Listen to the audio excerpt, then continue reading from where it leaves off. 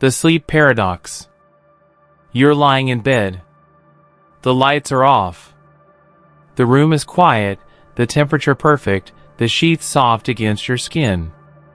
By all accounts, everything is in place for a peaceful night's rest. And yet, your mind refuses to slow down. The more you tell yourself to sleep, the more elusive it becomes. You toss, turn, sigh, and count imaginary sheep.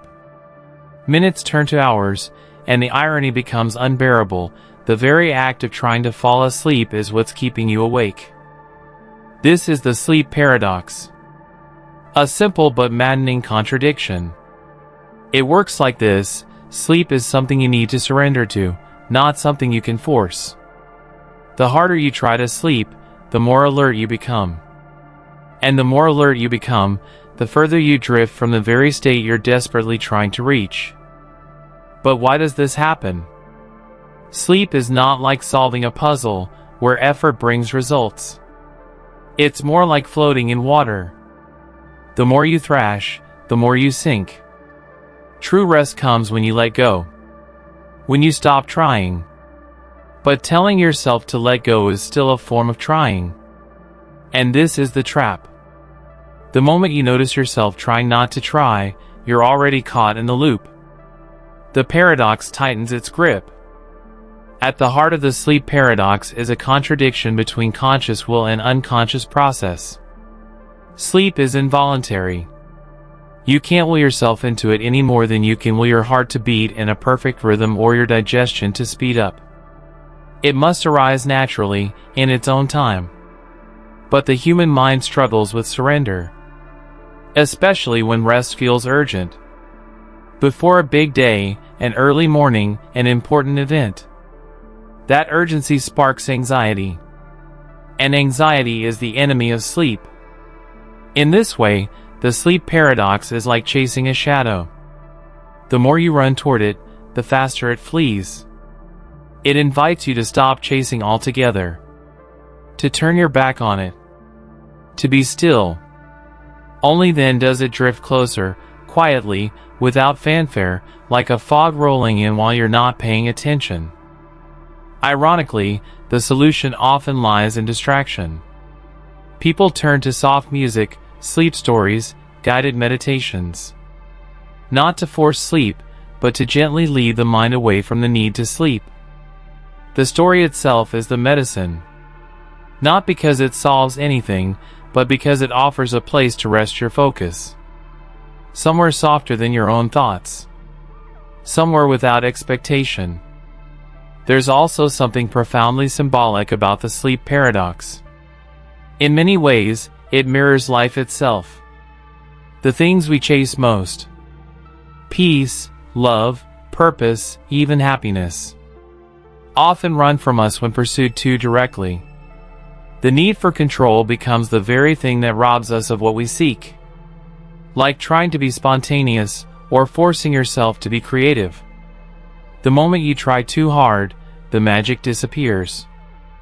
The sleep paradox teaches us something deeper, that surrender is not weakness. It's wisdom.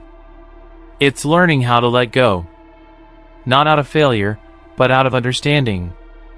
It shows us the limits of control and the power of patience. That rest is not earned through force, but granted through softness, presence, and a kind of trust. Trust that your body knows the way. Trust that silence, though unfamiliar, is not your enemy. And perhaps the strangest part of the paradox is this: you've fallen asleep 1,000 times in your life. It's not something you've forgotten how to do. Your body knows. It always has. The paradox tricks you into thinking it's a problem that needs solving, when in reality, it's something you need to stop solving altogether. Sleep isn't a goal. It's a return. A slipping away.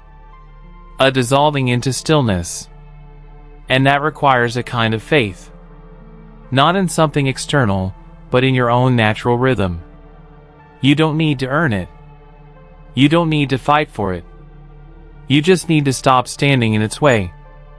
But that's the hard part, isn't it?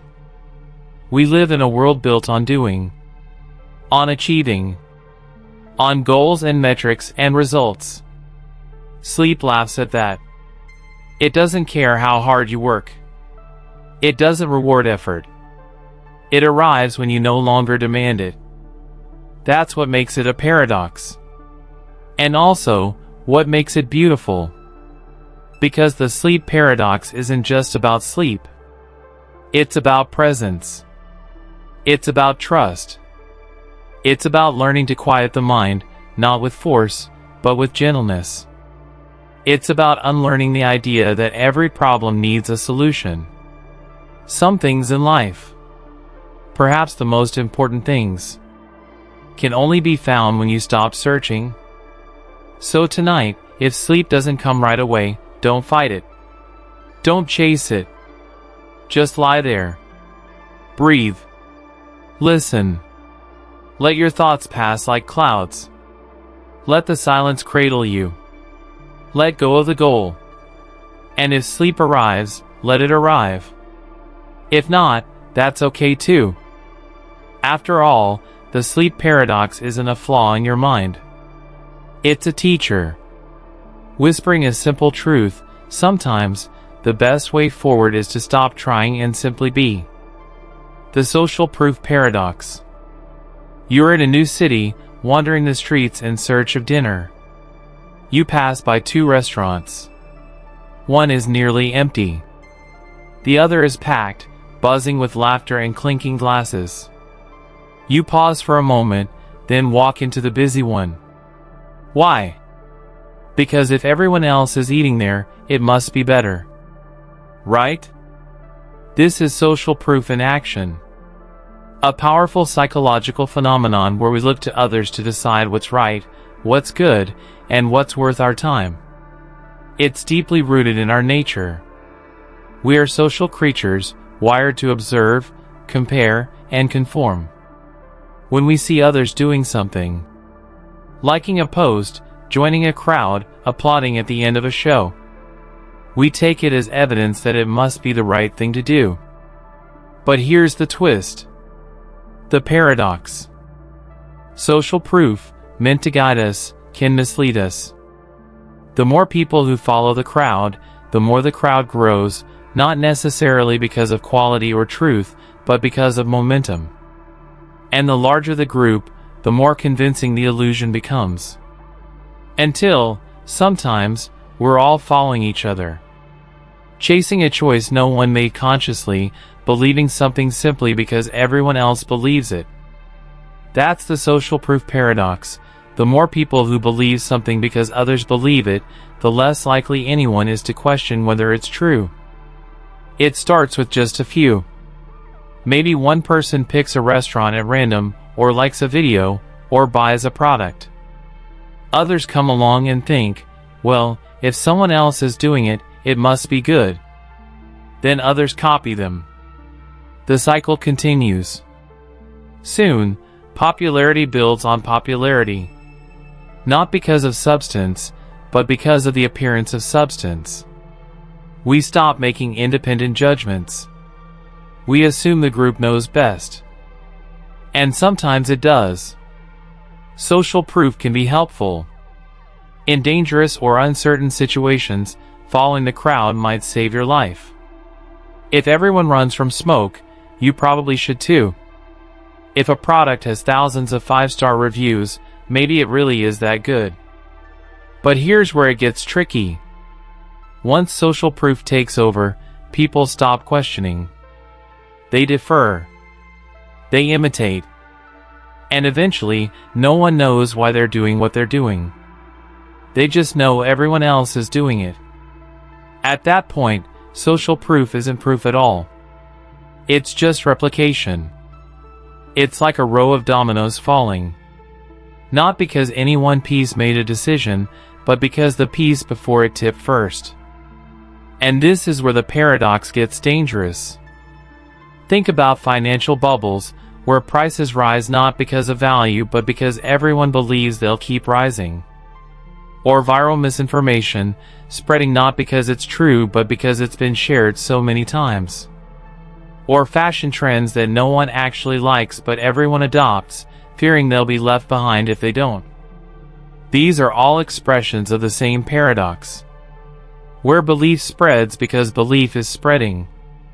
We stop thinking and start copying. And when everyone is looking at everyone else for the answer, no one is truly leading. Everyone is following a phantom. The social proof paradox also plays out online. We like what others have liked. We follow who others follow.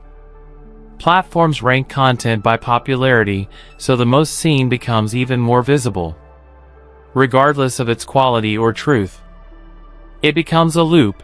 We trust what's popular, and things become popular because we trust them. This feedback loop can uplift something good, or amplify something hollow. Either way, it runs on momentum, not merit. But there's a deeper cost to this paradox, one that lives quietly in the mind. We begin to mistrust our own judgment. We defer to the crowd so often that we forget how to decide for ourselves. We fear going against the grain, fear standing out, fear being wrong. And so, we silence the inner voice that once said, "I see it differently." The social proof paradox whispers to us, if you're the only one thinking it, you must be wrong. But the truth is often the opposite. All progress, all innovation, all transformation begins when someone steps outside the crowd. When someone questions what everyone else accepts. When someone sees a new path no one else is walking yet. But in a world of likes and metrics and trending hashtags, that courage can feel impossible. It's easier to go along. It feels safer, more comfortable, more normal. And that's the real danger of the paradox. It doesn't just mislead us. It normalizes the idea that to be accepted, we must conform. That value is found in numbers, not in truth. That the path worth walking is the one most crowded. But you don't have to follow. You can step back. You can pause in the restaurant street and ask yourself, what do I want? You can scroll past the viral post and wonder, is this really worth my attention? You can trust that your judgment matters, even when it doesn't match the crowd. Because sometimes, what everyone believes is just an echo. And sometimes, the empty restaurant serves the best food. So tonight, as you drift towards sleep, take a moment to reflect on where you're being led. By others, by the crowd, by appearances. And then, take a breath, and lead yourself back to stillness. Back to your own mind. Back to your own voice. Because the social proof paradox may be loud, but your inner quiet is wiser. And sometimes, the clearest truth is the one no one else sees. Crocodile paradox. You're standing on the edge of a river. The sky is gray, the water is still, and in front of you, just beyond reach, is a crocodile. Cold, calm, and ancient. But this isn't just any crocodile. In its jaws, it holds something precious to you. A loved one. A child. And the creature speaks. Not with words, but with the sharp logic of a riddle. I will return them to you, the crocodile says, if and only if you guess correctly what I will do next. And just like that, you're caught. Not by the crocodile's teeth, but by something far more dangerous, a paradox. If you guess that the crocodile will return your child, and it does, your guess was correct, and the crocodile keeps its promise. But if the crocodile planned to keep the child, your prediction would be wrong. And so it wouldn't have to return them. That seems fair enough. But then comes the twist. What if you guess that the crocodile won't return the child? If the crocodile was planning to keep them, your guess is correct. But that means it must return the child, because your prediction was right. But if it returns the child to fulfill the deal, then your guess was wrong, and it shouldn't have returned them at all. And if it was planning to return the child, then your guess is wrong. But that would mean the crocodile doesn't return the child, even though it was supposed to. You see the trap? No matter what you guess, the crocodile is caught in a contradiction. The act of making a prediction affects the outcome, and any outcome contradicts the rules. You are locked in a loop, one where logic devours itself. This is the crocodile paradox. It may sound like a curious riddle or a dark bedtime story, but it cuts deep into the human psyche.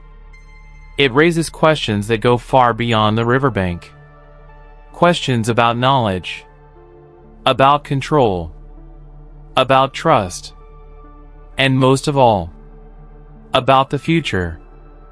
At its core, this paradox is about conditional promises.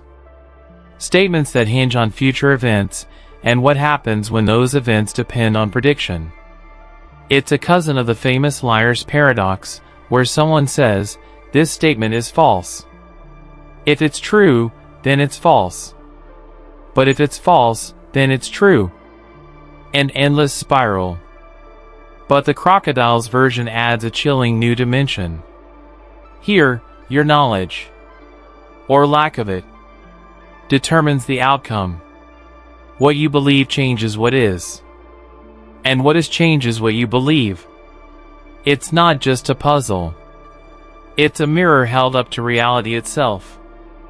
Think about all the times in life when we try to predict what's coming. When we try to prepare, to plan, to guess correctly so we can act accordingly. We analyze, forecast, assume. But what if our predictions shape the very future we're trying to predict? A student walks into an exam room believing they'll fail. That belief affects their focus, their confidence, their performance. Their prediction becomes a self-fulfilling prophecy. A person avoids love, certain it will end in heartbreak, and so never opens themselves up. A company panics at the thought of a recession, cuts costs, and in doing so, helps trigger the downturn they feared. This is the crocodile in disguise. A situation where trying to outsmart the future only tightens its grip. Where the more we guess, the more entangled we become. It's the paradox of foresight, where attempting to gain control over what's coming makes us lose control of what is. But there's more. The crocodile paradox also asks us to confront the nature of promises. What does it mean to make a vow that depends on prediction? If a promise can only be fulfilled if you don't know whether it will be, can it ever be real? This is the heart of so many broken contracts. In politics, in relationships, in life. Agreements built on unstable logic. Trust traded for trickery. Words shaped like lifelines that turn out to be traps. And then, of course, there's the crocodile itself. Not just a beast, but a symbol. Of power. Of authority. Of systems that create rules designed to collapse under pressure. Governments, corporations, algorithms. Entities that offer choices that can't be truly chosen. You may act freely, they say, so long as you guess correctly what we will do next. And when you guess wrong, the consequences are yours to bear. But perhaps the most unsettling part of the paradox is its stillness. The moment freezes. You're caught. Not in motion, but in thought. You can't move forward without the right answer. But every answer unravels the game. It's not just about losing. It's about realizing that the rules themselves were never fair. So what can we learn from the crocodile paradox? First, that not every problem can be solved with logic alone. Some situations are designed to defy resolution. They exist not to be answered, but to be understood. To illuminate the limits of reason and the weight of uncertainty. Second, that trying to outthink the future can sometimes backfire. We crave control. We long for certainty. But life, like the crocodile, often resists our predictions. The tighter we grip, the more it slips away. Sometimes, the wisest thing to do is not to guess, not to analyze, but to stand still, to breathe, and to see the trap for what it is. And finally, the paradox reminds us that not all choices are real choices. When the rules are built to collapse, the only true power lies in recognizing the illusion. So tonight, as you lie still, drifting towards sleep, think of the crocodile. Not as a monster, but as a lesson. A reminder that not every question has an answer. Not every riddle can be solved. And not every future can be predicted. Sometimes, the wisest move is not to play the game. Sometimes, the only way to win is to walk away from the river. The fitness paradox. You start with a simple goal: to get fit. To be stronger, healthier, more confident in your body. You wake up early, lace up your shoes, push through the soreness.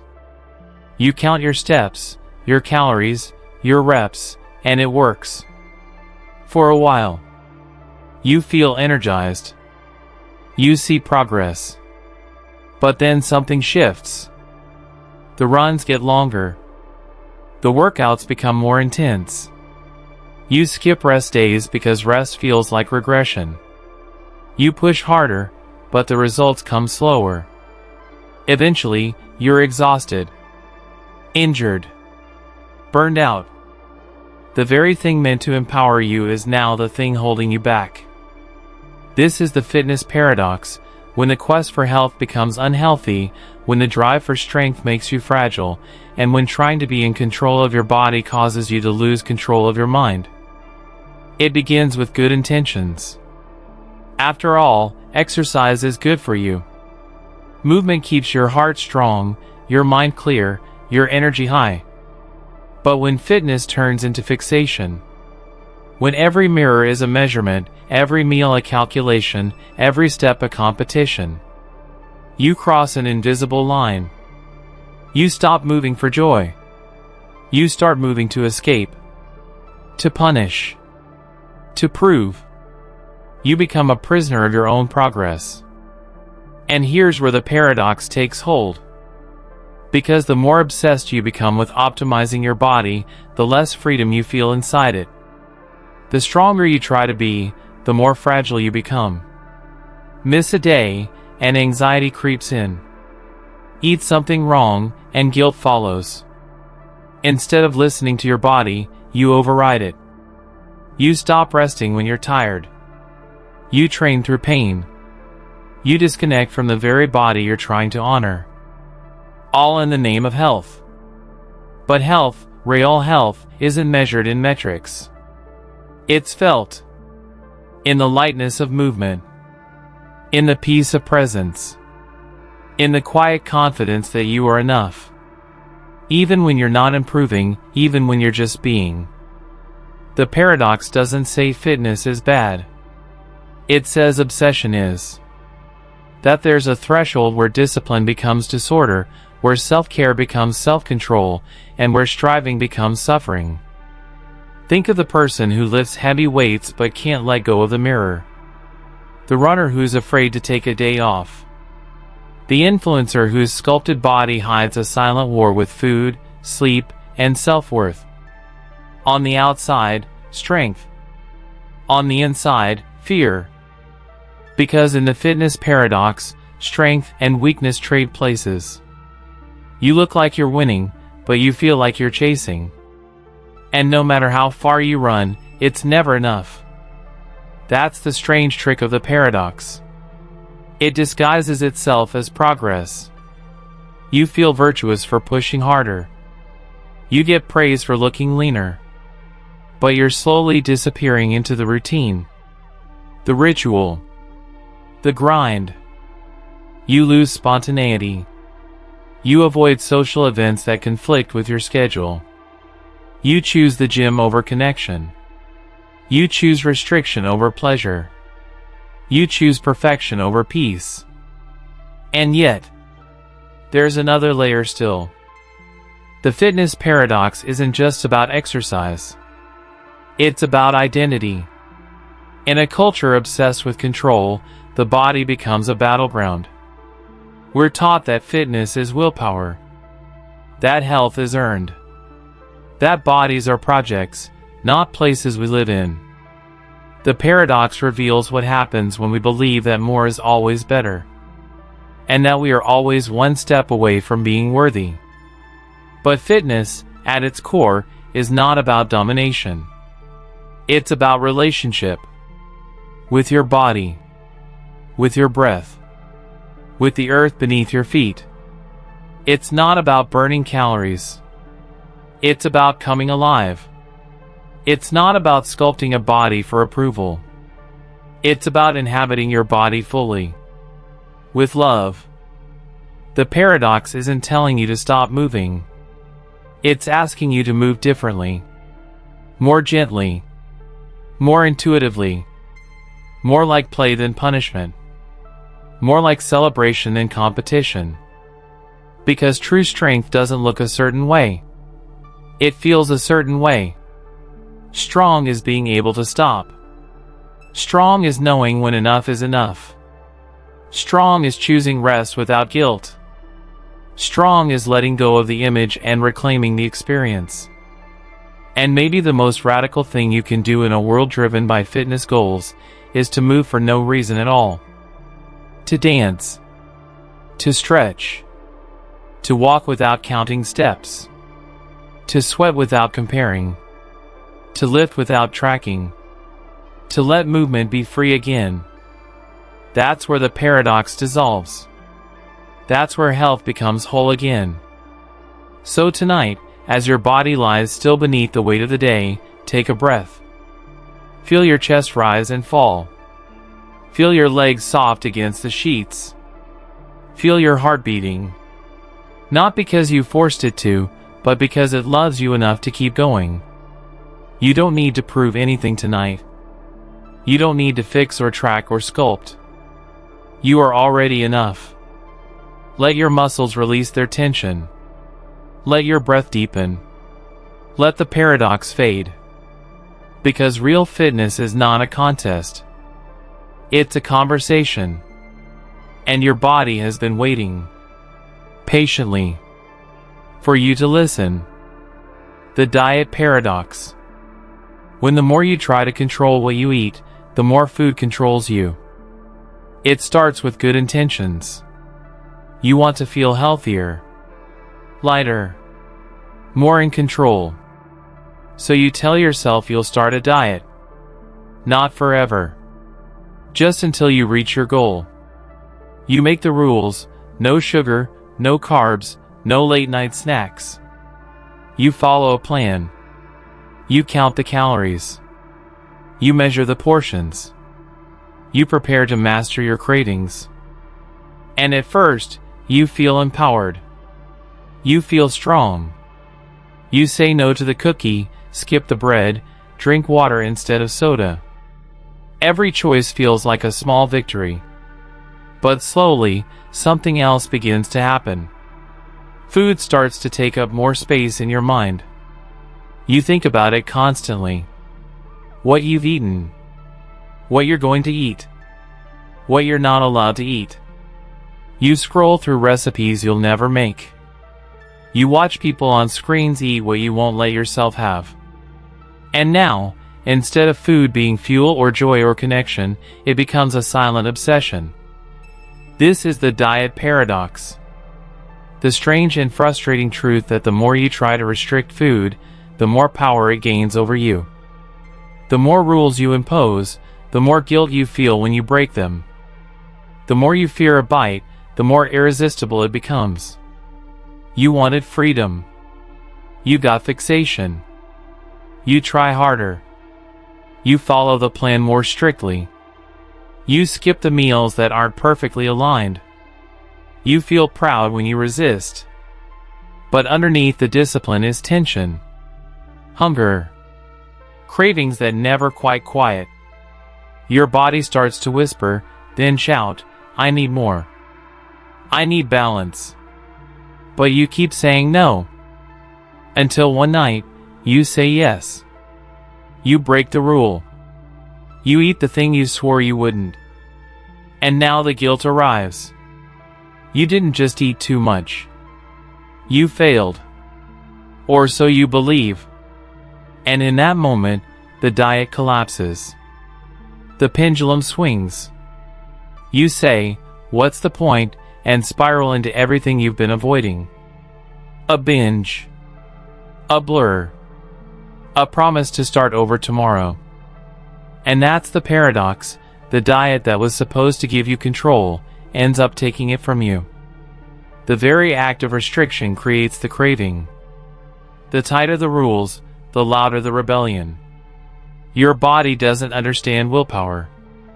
It understands deprivation. It responds with urgency, with survival, with obsession.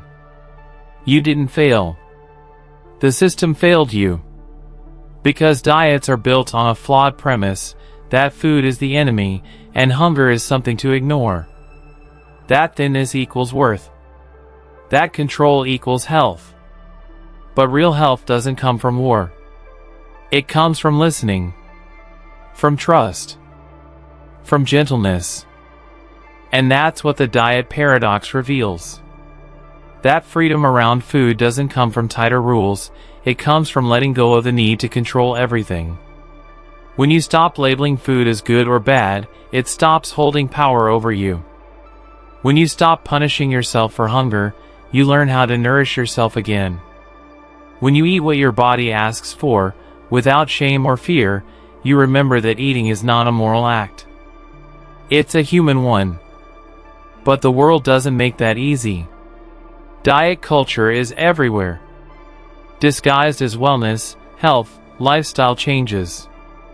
It tells you to shrink yourself, deny yourself, prove your discipline. It sells insecurity. It markets deprivation as virtue. And it teaches you to ignore the wisdom of your own body. But your body remembers. It remembers what it feels like to be starved and shamed. It remembers the foods you fear and craves them more. It remembers what it's like to be trusted. And what it's like to be controlled.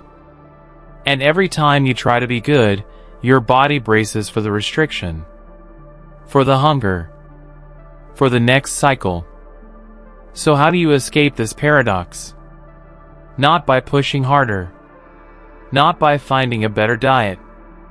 Not by perfecting your willpower. But by stepping off the path entirely. By asking a different question. Not what should I eat?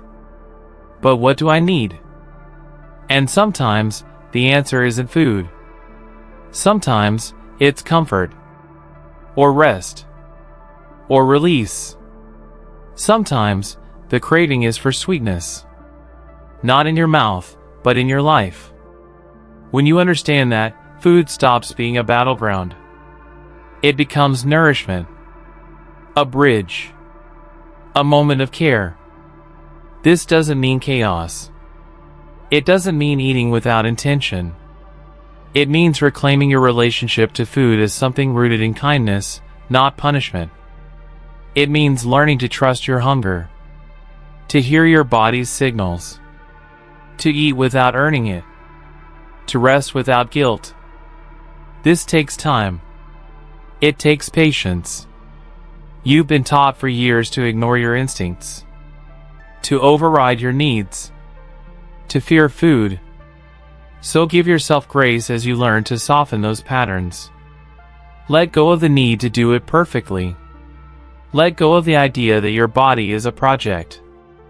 Tonight, let the rules fall away. Let your body exhale. You are not broken. You are not weak. You are not bad for wanting comfort, pleasure, or fullness. You are learning how to live in a way that doesn't revolve around control. You are learning how to trust yourself again. And when you do, you'll find that food no longer holds power over you. Because it was never about the food. It was about your relationship to yourself. Your ability to feel safe inside your own hunger. Your willingness to believe that you are worthy of nourishment, just as you are. That is where the paradox dissolves.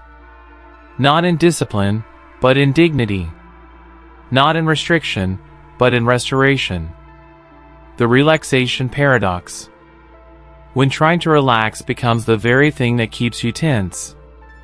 You set the intention to unwind. You dim the lights, maybe light a candle, maybe press play on a playlist of soft ocean waves or ambient tones. You tell yourself, this is the moment. You've earned this rest. Now it's time to relax. But something strange begins to happen. Instead of sinking into peace, your thoughts start pacing. You scan your body for tension and find more than you expected. You try to breathe slower, deeper, to let go. But the more you try to relax, the more aware you become of how not relaxed you feel. This is the relaxation paradox. The more effort you put into relaxing, the harder it becomes to achieve. What should be a state of letting go turns into a quiet performance. A new kind of task. You become the observer and the observed, mentally checking your progress as if relaxation were a finish line. Am I calm yet? Is my mind still too loud? Have I let go enough? Ironically, all of that monitoring pulls you further from the very peace you're chasing. Relaxation, real relaxation, isn't something you can wrestle into existence. It's not a goal to be achieved, but a state to be allowed.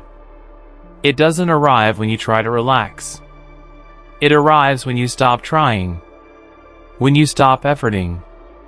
When you let go not just of tension, but of the expectation to feel any particular way at all. But that's difficult in a culture that measures everything. That treats rest like a reward and stillness like a skill.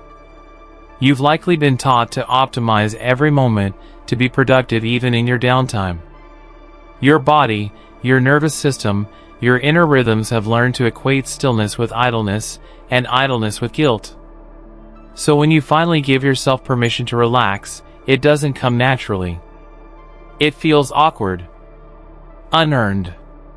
Like you're waiting for something to interrupt it. And so, instead of resting, you perform rest. You lie in bed and wonder why you're not falling asleep faster. You meditate, but you're secretly tracking how calm you're getting.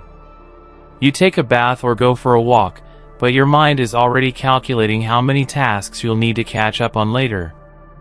The moment you assign value to relaxation, by asking if you're doing it well, you activate the very tension you were trying to release.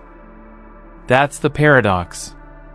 The harder you try to feel calm, the more elusive calm becomes. Because peace can't be forced. It can't be hunted down with tightly clenched fists. It only appears when the grip softens. When the breath is allowed to come as it is. When the moment doesn't need to be anything other than what it already is. And sometimes, that moment is messy. It's noisy. It's uncomfortable. And that's okay. Real relaxation isn't about escaping discomfort. It's about welcoming it without judgment.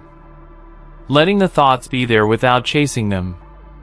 Letting the body feel tight without demanding it soften instantly. Letting the emotions rise and fall without editing them into something more serene. Relaxation doesn't always look like a perfect stillness.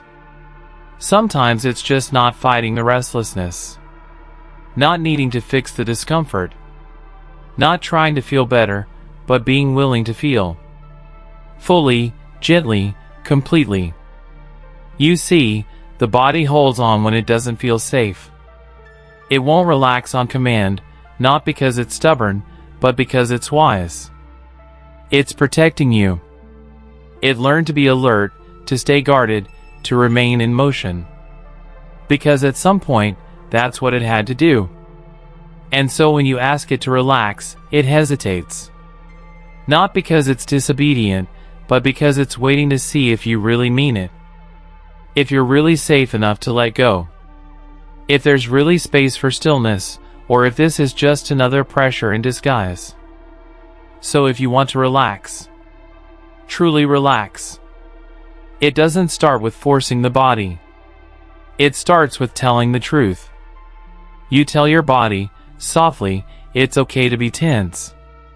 It's okay if it takes time. I'm here with you, no matter how you feel. You stop pushing yourself to release and start accepting what's already present. And in that moment of non-resistance, the tension often begins to loosen on its own. That's the strange gift of the relaxation paradox. It teaches you that surrender is more powerful than strategy. That presence is more effective than pressure. That peace arrives not through effort, but through honesty. You don't relax by getting it right. You relax by getting real. You let go of the idea that you're supposed to be peaceful. You stop comparing your inner world to someone else's calm exterior. You let this moment be enough, whether it feels soft and smooth or jagged and electric. You drop beneath the performance of calm and find something deeper. A kind of quiet trust. A softness that doesn't depend on silence. A stillness that includes movement. A rest that doesn't need to be perfect to be healing. So tonight, don't chase peace. Don't perform relaxation. Just be with yourself. Exactly as you are. Let your breath come as it wants. Let your body hold what it's holding. Let your mind wander without dragging it back. You don't need to fix anything right now. You don't need to reach a special state. You are allowed to rest in the space between. You can close your eyes, not because you're trying to sleep, but because it feels good to do so. You can lie still, not to achieve stillness, but because there's nothing you need to do. Let your relaxation be imperfect. Let it unfold in layers. Let it come in its own time. And trust that even the act of letting yourself try not to try is a kind of healing in itself. The health anxiety paradox. When the more you monitor your health, the worse you start to feel. You wake up and scan your body. Maybe it's subtle. A small ache. A strange sensation in your chest. Something tight in your throat.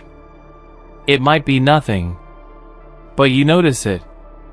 And once you notice it, you can't unnotice it. You begin to wonder. What is that? Why do I feel off today? Is this something to worry about? You try to stay calm, but the thought is already growing. You check again. You Google. You replay yesterday's meals, your sleep quality, every step you took. Maybe this is the beginning of something serious. Maybe it's your body's way of warning you. So you listen more closely. You check more often. You become hyper-aware of every heartbeat, every muscle twitch, every swallow. This is how health anxiety begins. Not with illness, but with awareness.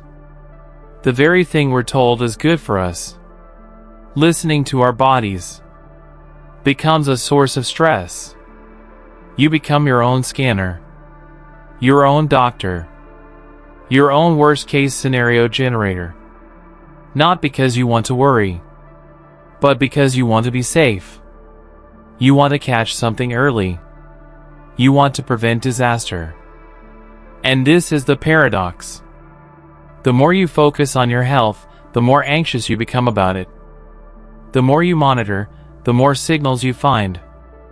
The more signals you find, the more dangerous they seem.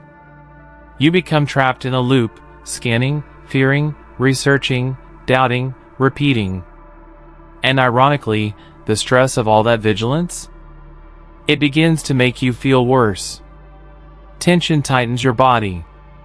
Anxiety speeds up your heart. Worry makes your stomach churn. And now you're not just imagining symptoms. You're creating them. The health anxiety paradox reveals a strange truth, that your desire to feel safe can actually make you feel less safe. That the body, when observed too closely, begins to feel like a threat. And when your own body becomes suspicious, when every natural fluctuation is treated like a red flag, there is no peace to rest in. There is no neutral. only a low-level fear humming just beneath your skin. It's important to care about your health, to notice real changes, to seek support when you need it. But health anxiety isn't about caring. It's about controlling. It's about chasing certainty in a system that is inherently uncertain. The body changes all the time. Your heart rate fluctuates. Your digestion shifts. Your breath speeds up and slows down. You can't freeze frame the body. You can't demand it stay still and symptomless. It's not a machine. It's a living thing. And living things are always in motion. Always adjusting. Always responding to the invisible waves of stress, environment, food, thoughts, memories, dreams. But when you become hypervigilant, you interpret every signal as danger. A flutter becomes a warning. A sensation becomes a story. And the story becomes fear. That fear isn't weakness. It's a form of love. The scared part of you is trying to protect something precious. Your life. Your future. Your sense of control. But protection based on fear isn't peace. It's panic wrapped in logic. You tell yourself it's responsible to check your symptoms every hour, to Google every possibility, to memorize risk factors and rare diseases. But underneath that responsibility is fear. Fear that if you miss one sign, everything will collapse. But what you're really missing is the present moment. Because health anxiety steals the now. It replaces your lived experience with surveillance. You can't enjoy your meal when you're watching how your body reacts to every bite. You can't enjoy movement when you're checking your heart rate every 5 minutes. You can't feel joy when your mind is on edge, waiting for the next signal that something is wrong. You've become your own emergency alert system. Always on. Always scanning. Always a little afraid. So how do you step out of the paradox? Not by ignoring your health. Not by pretending nothing matters. But by gently loosening the grip. By learning that noticing doesn't have to mean catastrophizing. That discomfort doesn't always mean danger. That your body isn't out to betray you. It's trying to communicate with you. And sometimes, that communication is messy, vague, confusing. But not deadly. Not urgent. Just human. You don't have to react to every signal. You don't have to interpret every sensation. You don't have to be perfect in order to be healthy. Your body can be okay even when it feels off. You are not a ticking time bomb. You are not one symptom away from collapse. You are allowed to live. Even when you don't feel 100%. That's what health truly is. It's not about total certainty. It's about resilience. The ability to move through life without needing a diagnosis for every twitch. The ability to sit with the unknown without spiraling. The ability to feel something weird and let it pass without panic. So tonight, give yourself permission to stop checking. Stop researching. Stop scanning. You've done enough. You are allowed to rest. Even if your body feels imperfect. You are allowed to breathe. Even if your thoughts feel heavy. You are allowed to exist without hyperanalysis. Trust that if something truly needs attention, you will know. And even if you don't catch it immediately, that doesn't mean you failed. You are not in a race against your own body. You are in a relationship with it. And relationships are built on trust, not surveillance. Let this be the night you begin to rebuild that trust. Not by knowing every answer, but by allowing space for not knowing. Let your thoughts soften. Let the need for certainty dissolve. Let your body be what it is. Alive, dynamic, sometimes strange, always trying its best. You are not broken. You are not behind. You are just someone who wants to feel safe. And now, you're learning that safety doesn't always come from control. Sometimes, it comes from release. The mindfulness paradox. When trying to be present pulls you further from the present moment. You sit in silence, eyes closed or softly open. You try to focus on your breath. The inhale, the exhale. You tell yourself, I'm practicing mindfulness. I'm being here. Now. But your mind drifts. A thought interrupts. A noise distracts you. You gently bring your attention back. Just like they say to do. But it drifts again. And again. And soon, the frustration creeps in. Why can't I just be present? You notice that you're no longer in the moment. You're in your head, thinking about how you're not in the moment. Judging the experience. Grading your performance. You're trying so hard to be mindful that you've slipped into self-monitoring. You're not being present. You're trying to be present. And that's not the same thing. This is the mindfulness paradox. The more you try to be mindful, the more you create a layer of effort that pulls you out of mindfulness. The more you chase the moment, the more elusive it becomes. Like trying to fall asleep by focusing harder on falling asleep, or trying to float by holding yourself rigid. The very effort becomes the obstacle. We often approach mindfulness with the same mindset we bring to work or goals. We want to succeed at it. We want to feel a certain way. We want the peaceful result. And in doing so, we turn mindfulness into a task. A challenge. A performance. But real mindfulness isn't something you accomplish. It's something you notice. It isn't about achieving perfect stillness. It isn't about clearing your mind of all thoughts. It's not about staying focused every second. It's simply about being with what's already happening without trying to fix it. But that simplicity is hard. Because we're conditioned to fix, to improve, to reach for something better. You sit down to meditate and immediately wonder if you're doing it right. You start walking and wonder if you're walking mindfully enough. You eat slowly and wonder if this is what mindful eating is supposed to feel like. But mindfulness isn't a technique. It's a posture. A softening. A return to presence without the need to evaluate it. The paradox is this: the less you try to be mindful, the more mindful you become. Because mindfulness can't be forced. It can't be wrangled into being. It emerges when you drop the tension around it. When you stop needing it to feel a certain way. When you stop needing yourself to feel a certain way. Real mindfulness is messy. Sometimes it's full of thought. Sometimes it's full of restlessness. Sometimes your body hurts, your mind races, and your breath feels far away. And still, that's mindfulness. That's presence.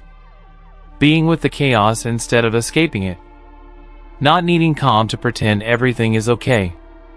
You don't have to feel peaceful to be mindful. You don't have to be enlightened or focused or sitting cross-legged in silence.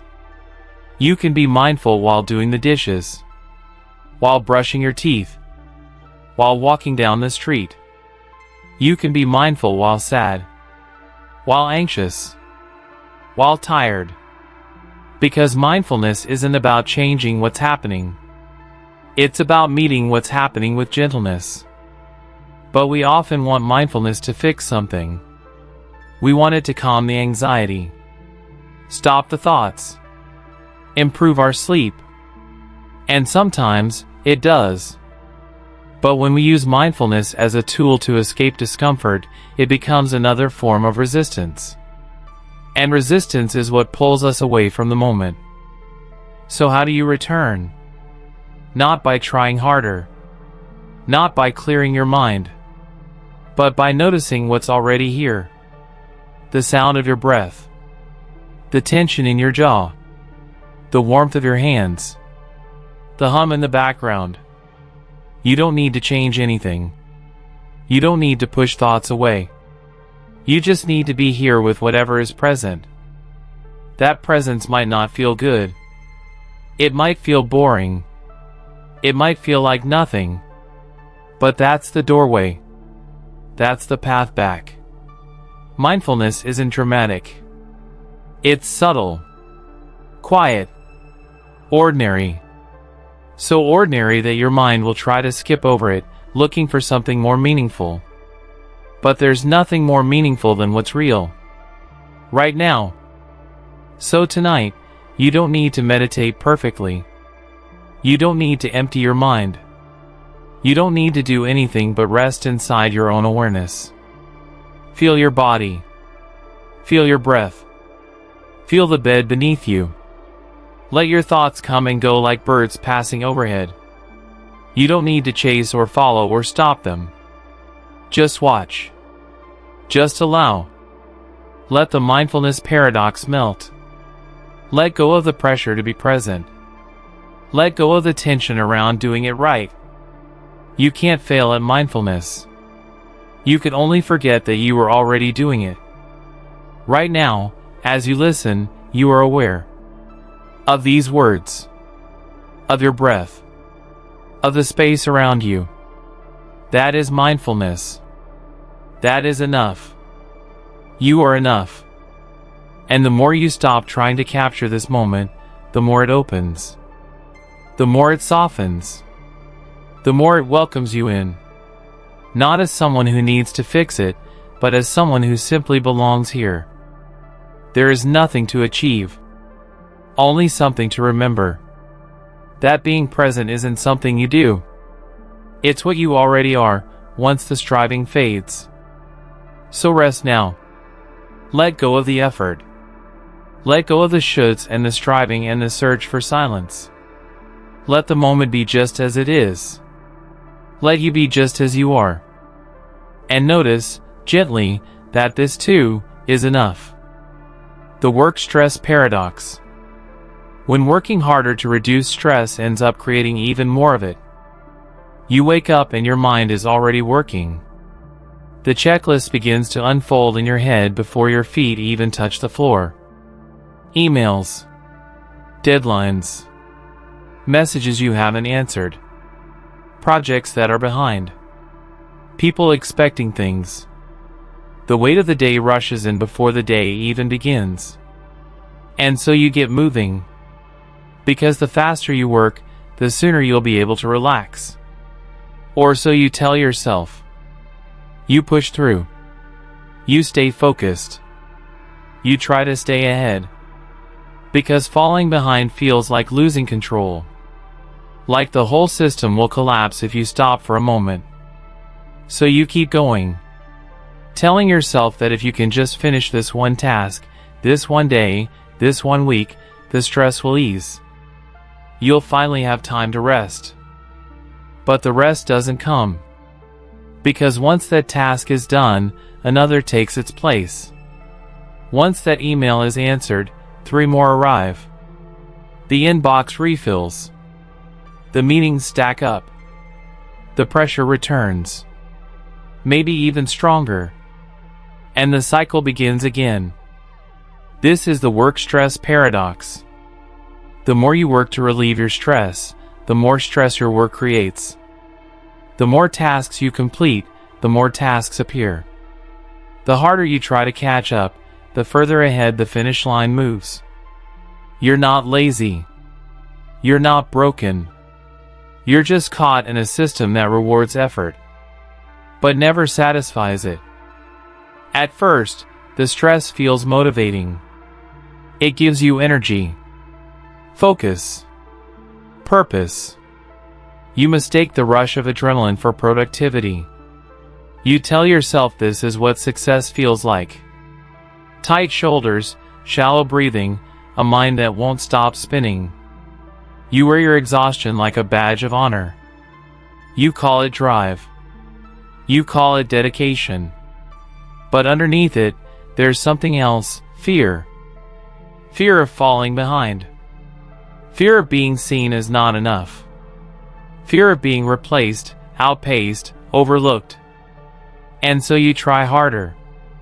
You say yes when you want to say no. You take on more because more feels safer than less. You fill your schedule so full that there's no space left to feel anything but urgency. And yet, with all that trying, you never quite arrive. The calm you're chasing never lands. The to-do list never ends. Even your breaks feel productive. Even your rest is interrupted. You check your phone on weekends. You dream about work at night. You carry it in your shoulders, your jaw, your heartbeat. You try to outwork the stress. But the more you push, the more drained you become. And the more drained you become, the more fragile your focus grows. The mistakes increase. The creativity fades. You're moving fast, but you're no longer moving clearly. And yet, you keep going. Because slowing down feels more terrifying than burning out. That's the paradox.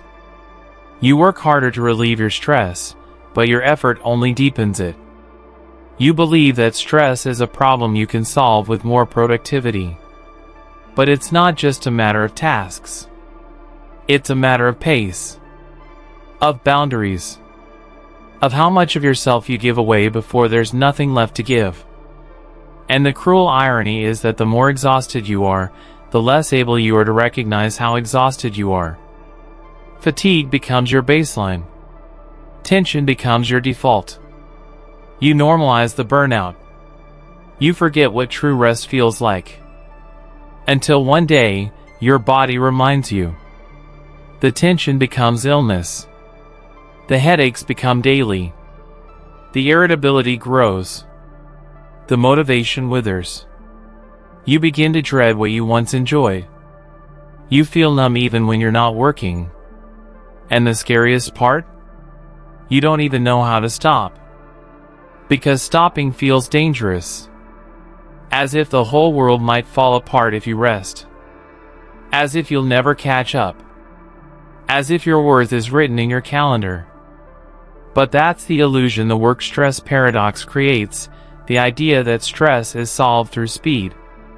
That peace lives at the end of your to-do list. That if you just keep going, eventually you'll earn your right to rest. But peace doesn't come from doing more. It comes from doing less. Not because everything is finished, but because you are allowed to stop. The work will always be there. The world won't pause. But you can. You must. Because real productivity doesn't come from running on empty. It comes from knowing when to refill. You don't need to quit your job to find peace. You don't need to abandon your goals. You just need to remember that your nervous system isn't built for non-stop urgency. You need to stop glorifying exhaustion. You need to reclaim the quiet moments. You need to let yourself rest without guilt. Rest is not a reward. It's a requirement. You don't have to earn it. You only have to allow it. So tonight, let your shoulders drop. Let the tension go, not all at once, but slowly. You've done enough. Even if the inbox isn't empty. Even if the task isn't finished. Even if tomorrow holds more of the same. You are allowed to rest now. Let the mind soften. Let the body breathe. Let go of the belief that your worth is tied to your output. It never was. You are more than what you produce. You are more than what you check off. You are allowed to be still. To do nothing. To just be. And maybe, just maybe, that's where real clarity begins.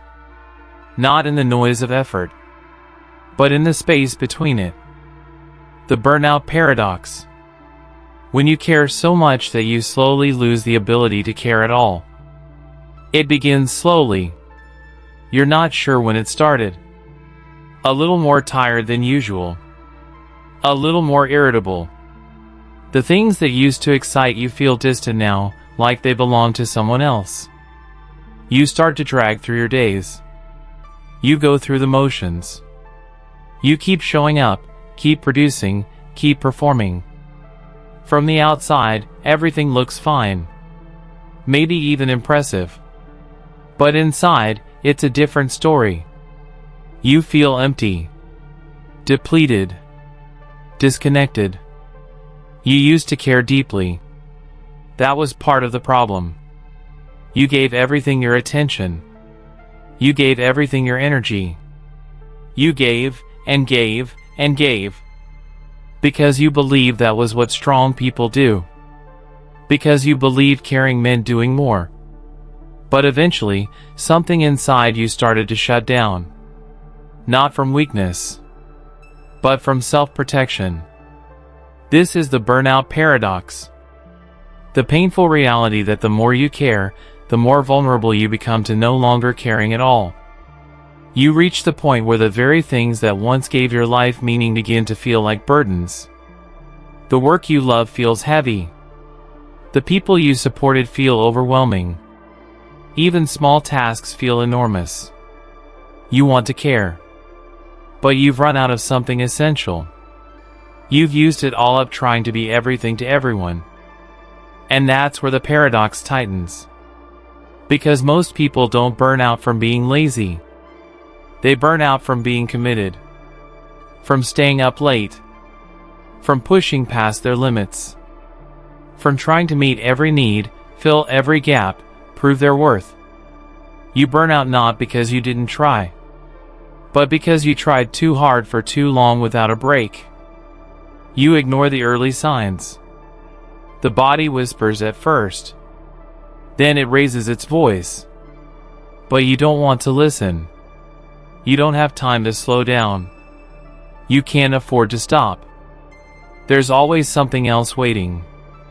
Someone else depending on you. You tell yourself this is just a rough patch.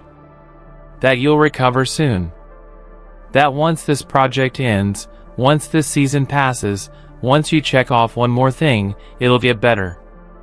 But the seasons keep shifting, and the list never ends. Eventually, even rest doesn't help. You take the day off. But you feel just as exhausted. You go on vacation. But the joy doesn't return. You sleep. But you wake up tired. That's when burnout becomes something deeper. Not just physical fatigue, but emotional numbness. You start to detach from your own life. The world feels dull. You stop dreaming. You stop looking forward to things. You stop feeling like yourself. And still, you push forward. Because that's what you've been taught. That resilience means endurance. That strength means pushing through. That quitting, even briefly, means failure. But true resilience isn't about ignoring your limits. It's about honoring them. It's about knowing when to pause. When to say no. When to let go of the pace that's grinding you down. The burnout paradox teaches you that doing more doesn't always lead to more fulfillment. Sometimes, it leads to collapse. Sometimes, more effort just means more exhaustion. You can't keep giving from an empty cup. You can't serve the world when you've abandoned yourself. But here's the strange part, the people who burn out are usually the ones who care the most. The helpers. The strivers. The passionate ones. The ones who want to do everything well. The ones who feel responsible for everyone else's needs. And so they give, and give, and give. Until they feel nothing. That's not failure. That's a warning sign. That's your body and soul asking for a different kind of care. Not one rooted in pushing harder, but in softening, in turning inward, in recognizing that you are not a machine. You are not meant to be available to everyone at all times. You are not responsible for holding the sky together. So what do you do when burnout arrives? When the fire you once had feels like smoke? You stop. Not forever. But for now. You slow down. You breathe. You step back, not to run away, but to return more whole. You give yourself permission to feel empty, to feel tired, to feel uninspired. You stop demanding that every moment be productive, and you let yourself just be. Because healing from burnout doesn't happen through more action. It happens through space, through boundaries, through truth. It happens when you stop pretending everything is fine and admit that you're not okay. It happens when you stop performing and start listening. To your body, to your heart, to the parts of you that have been trying to speak through all the noise. And slowly, as the pressure lifts, something returns. Maybe not right away. Maybe not all at once. But it begins. A flicker of interest. A moment of stillness that feels good. A small joy. A little spark. And with that spark comes the realization that you don't need to burn at both ends to be worthy. You don't need to destroy yourself to make a difference. You don't need to carry everything alone. You are allowed to step away. You are allowed to recover. You are allowed to rebuild from softness, from silence, from stillness. Tonight, let the need to push fade away. Let go of the guilt that tells you rest is weakness. Let your body sink into the quiet. Let your mind stop reaching. You have nothing to prove right now. No expectations to meet. No urgency to answer. Let this be a different kind of strength. The kind that pauses. The kind that heals. The kind that trusts that life will wait while you rest. You've given enough. Now it's your turn to receive. Not more tasks. Not more noise. Just breath. Just peace. Just space to be a human again. The paradox of choice. When having more options makes you feel less free. You're standing in the cereal aisle, or staring at a menu, or scrolling through an online catalog. It should be simple. Pick what you want. But instead of feeling free, you feel overwhelmed, paralyzed, trapped in an endless scroll of possibilities. Each choice branches into dozens of others. And instead of feeling empowered by options, you feel exhausted by them. This is the paradox of choice. The more options we have, the more pressure we feel to choose the right one. More freedom turns into more fear. Fear of making a mistake. Fear of missing out on something better. Fear of committing to one thing and closing the door on all the others. Choice is supposed to feel like freedom. That's what we're told. That having options is the key to happiness. That more means better. That limitless possibilities mean limitless satisfaction. But often, the opposite is true. The more you can choose, the harder it becomes to feel confident in any choice at all. You pick one thing, but your mind lingers on the others. What if I chose wrong? What if the other one was better? What if I settle and miss out on something perfect? This thought cycle isn't just annoying. It's deeply draining. Because you're not just making a decision. You're carrying the weight of every possible decision you could have made. And so choice, instead of feeling expansive, starts to feel heavy. Instead of opening your life, it begins to cloud it with second-guessing and regret. You begin to measure everything against what could have been. And that gap between what is and what might have been becomes a source of dissatisfaction. You feel it in your daily life, in small ways and large ones. What to eat, what to wear, what to watch, but also what career to pursue, where to live, who to be. The world tells you you can be anything, do anything, Go anywhere. And somewhere deep inside, that open horizon creates pressure to get it exactly right. But right becomes impossible to define. Because every path has trade-offs. Every option contains unknowns. And the more you evaluate, the harder it becomes to know what you actually want. Because choice, at its extreme, creates confusion. The noise drowns out your inner voice. You start to look outside yourself for answers. You compare. You ask others. You wonder what everyone else is choosing. You research for hours. You seek the best option.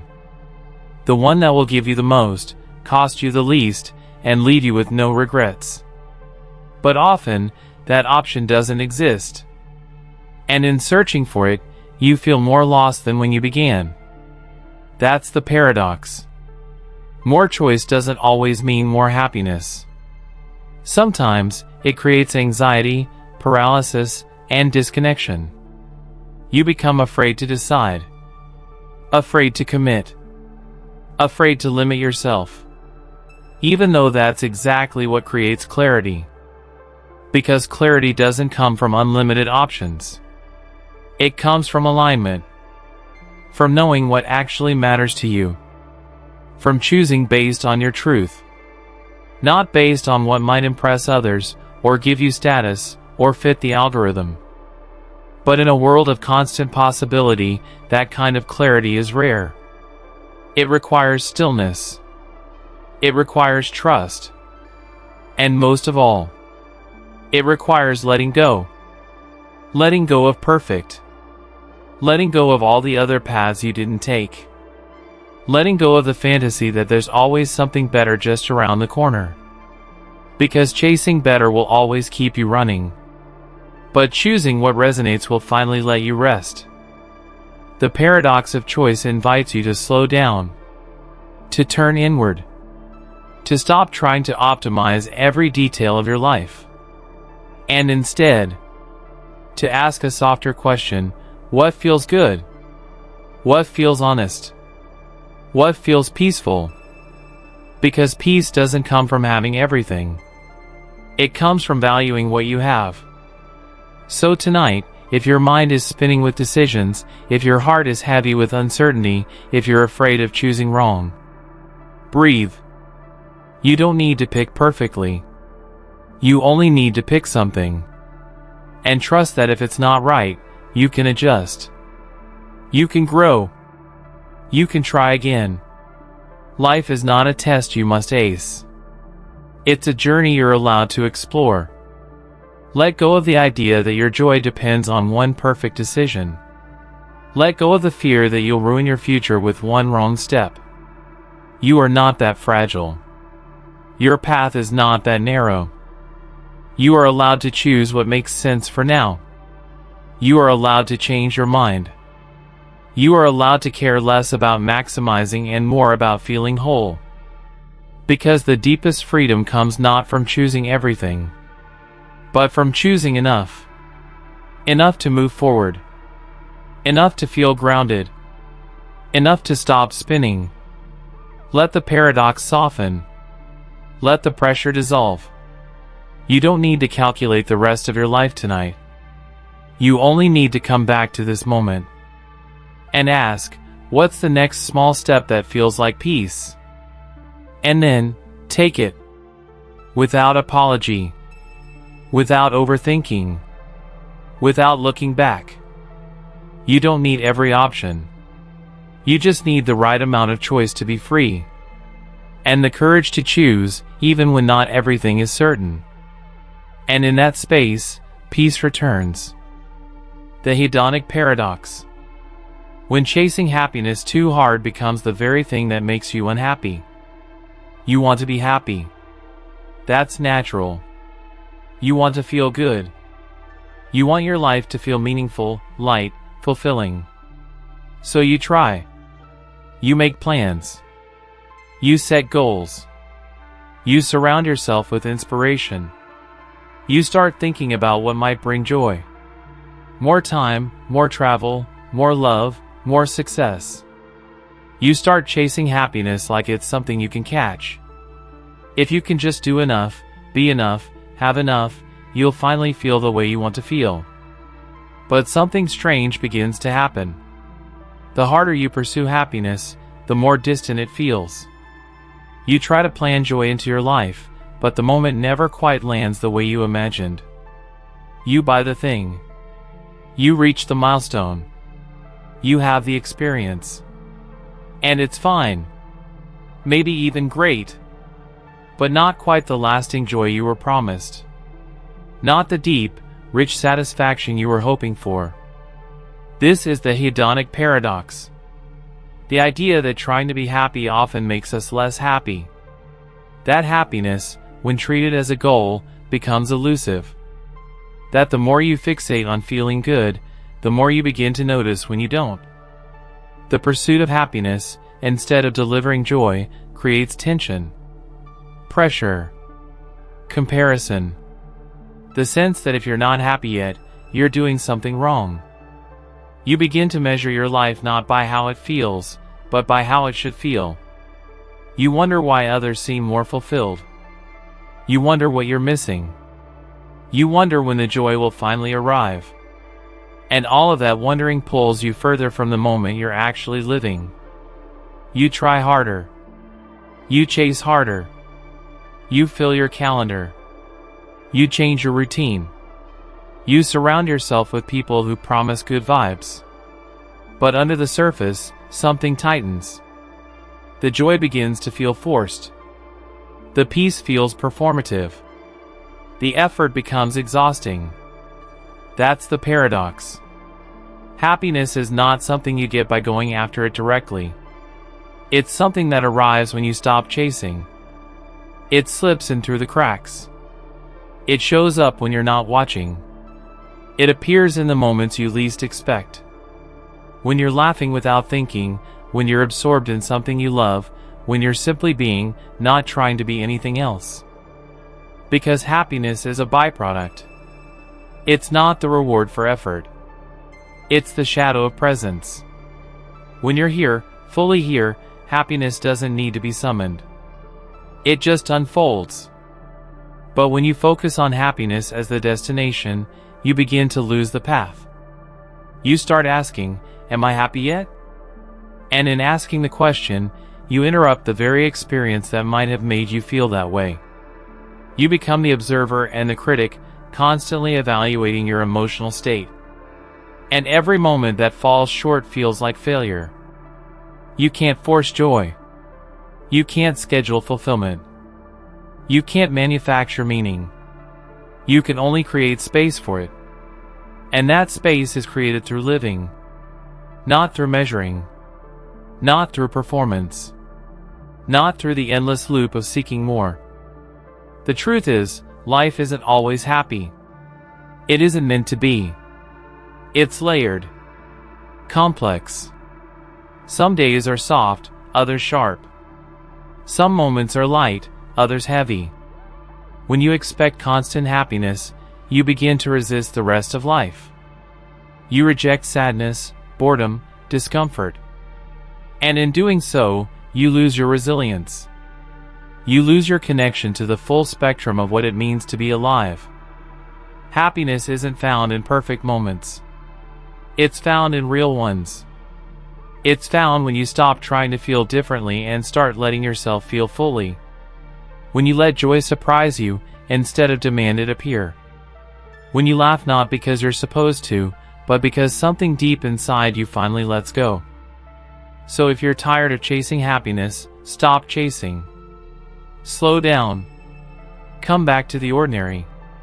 To the simple. To the small. Eat your food without checking your phone. Listen to music without thinking about the lyrics. Watch the sky without trying to turn it into a metaphor. Let the moment exist for its own sake. Not because it makes you happier, but because it's real. And ironically, that's when happiness begins to return. Quietly. Gently. Not as a prize, but as a presence. Let go of the idea that you need to be happy all the time. Let go of the belief that happiness is something you can earn. Let go of the story that says your life is only valuable when it feels joyful. Your life is already valuable. Your presence is already enough. Tonight, there's nothing to chase. There's nowhere to arrive. There's no pressure to feel anything in particular. You're allowed to simply be. However you are. However it feels. And maybe, in that stillness, something soft will rise. A quiet kind of joy. The kind that doesn't announce itself. The kind that doesn't need to be shared or explained. The kind that simply is. Let that be enough. Let this be enough. You don't need more happiness. You just need less resistance. And in the space that remains, happiness will find its way back to you. Not because you demanded it, but because you finally stopped needing it so much. Buridan's ass. When perfect balance leads to total paralysis. Imagine a donkey. Tired. Hungry. Standing exactly midway between two identical piles of hay. Both are the same distance away. Both are equally fresh. Equally nourishing. Equally within reach. But because there is no reason to choose one over the other, the donkey stands still. It doesn't eat. It doesn't move. It simply remains in place, unable to decide, until it collapses from hunger. It sounds like a fable. Something out of an old philosophical thought experiment. And it is. A story known as Buridan's ass, named after a 14th century philosopher.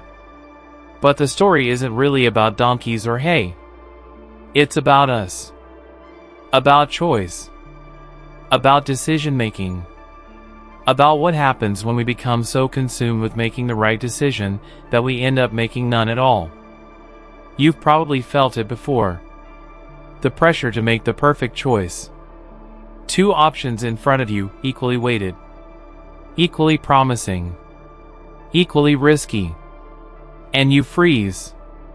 Not because you're lazy. Not because you don't care. But because you care too much. You want to make the best possible decision. You want to avoid regret. You want to feel certain. But when everything feels perfectly balanced, certainty becomes impossible.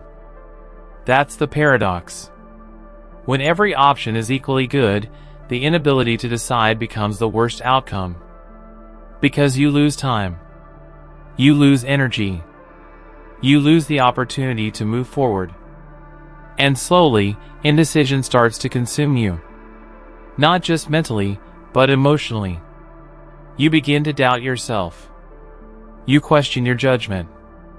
You replay the same possibilities over and over again, hoping that eventually one will emerge as the obvious answer. But the clarity doesn't come. Because no option is clearly better. And the more you think, the more stuck you become. You get caught in an infinite loop of analysis, comparison, hesitation. And somewhere along the way, you forget that sometimes any decision is better than none. This is the quiet trap of overthinking. Of believing that if you just think long enough, you'll find the perfect answer. But some choices don't work that way. Some paths are equally valid. Some doors lead to different kinds of fulfillment, different types of growth. And in trying to find the right one, you miss the chance to live either. Buridan's ass is a metaphor. But it also describes real life. It's the job offer you're afraid to accept in case the other one is better. It's the relationship you won't commit to because someone else might come along. It's the opportunity you pass up waiting for one that feels safer. You don't mean to hesitate. You just don't want to choose wrong. But not choosing becomes its own kind of mistake. And the deeper truth is this: there is rarely a perfect choice. Most decisions involve trade-offs. Every gain comes with some loss. Every yes carries a quiet no. And sometimes, the only way to discover what's right is to pick something and walk with it. Not because it's flawless, but because you're willing to learn from wherever it leads. We fear regret. That's part of it. We imagine a future where we'll look back and wish we chose differently. But regret doesn't only come from action. It also comes from stagnation. From the time we lost while trying to make everything certain. From the days we spent standing still. The paradox of Buridan's ass isn't about making bad decisions. It's about not making any. It's about letting the quest for perfect outcomes rob you of real ones. Because you can't predict the future. You can't guarantee success. But you can choose. And in choosing, you begin to move. You begin to grow. Movement creates momentum. Even if the first step is uncertain. Even if the path is foggy. Even if the outcome is unclear. Once you choose, life begins to respond. New possibilities appear. New clarity emerges. And more often than not, it wasn't the specific choice that mattered.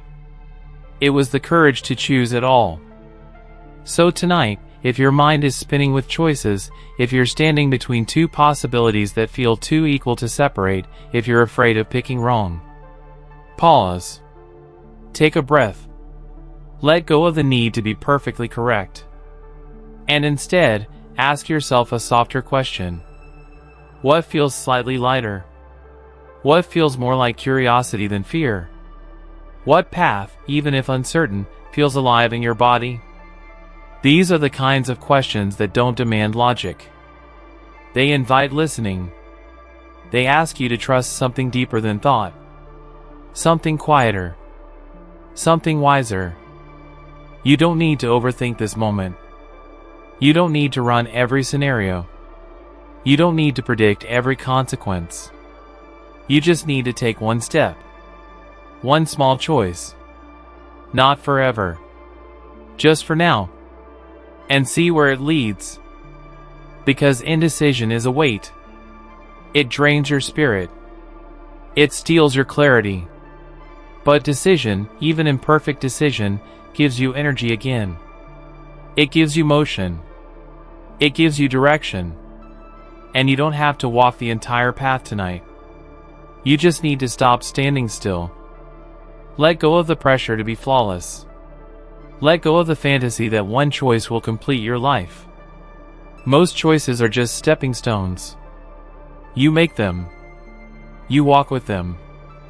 And then, when needed, you adjust. You're not locked in.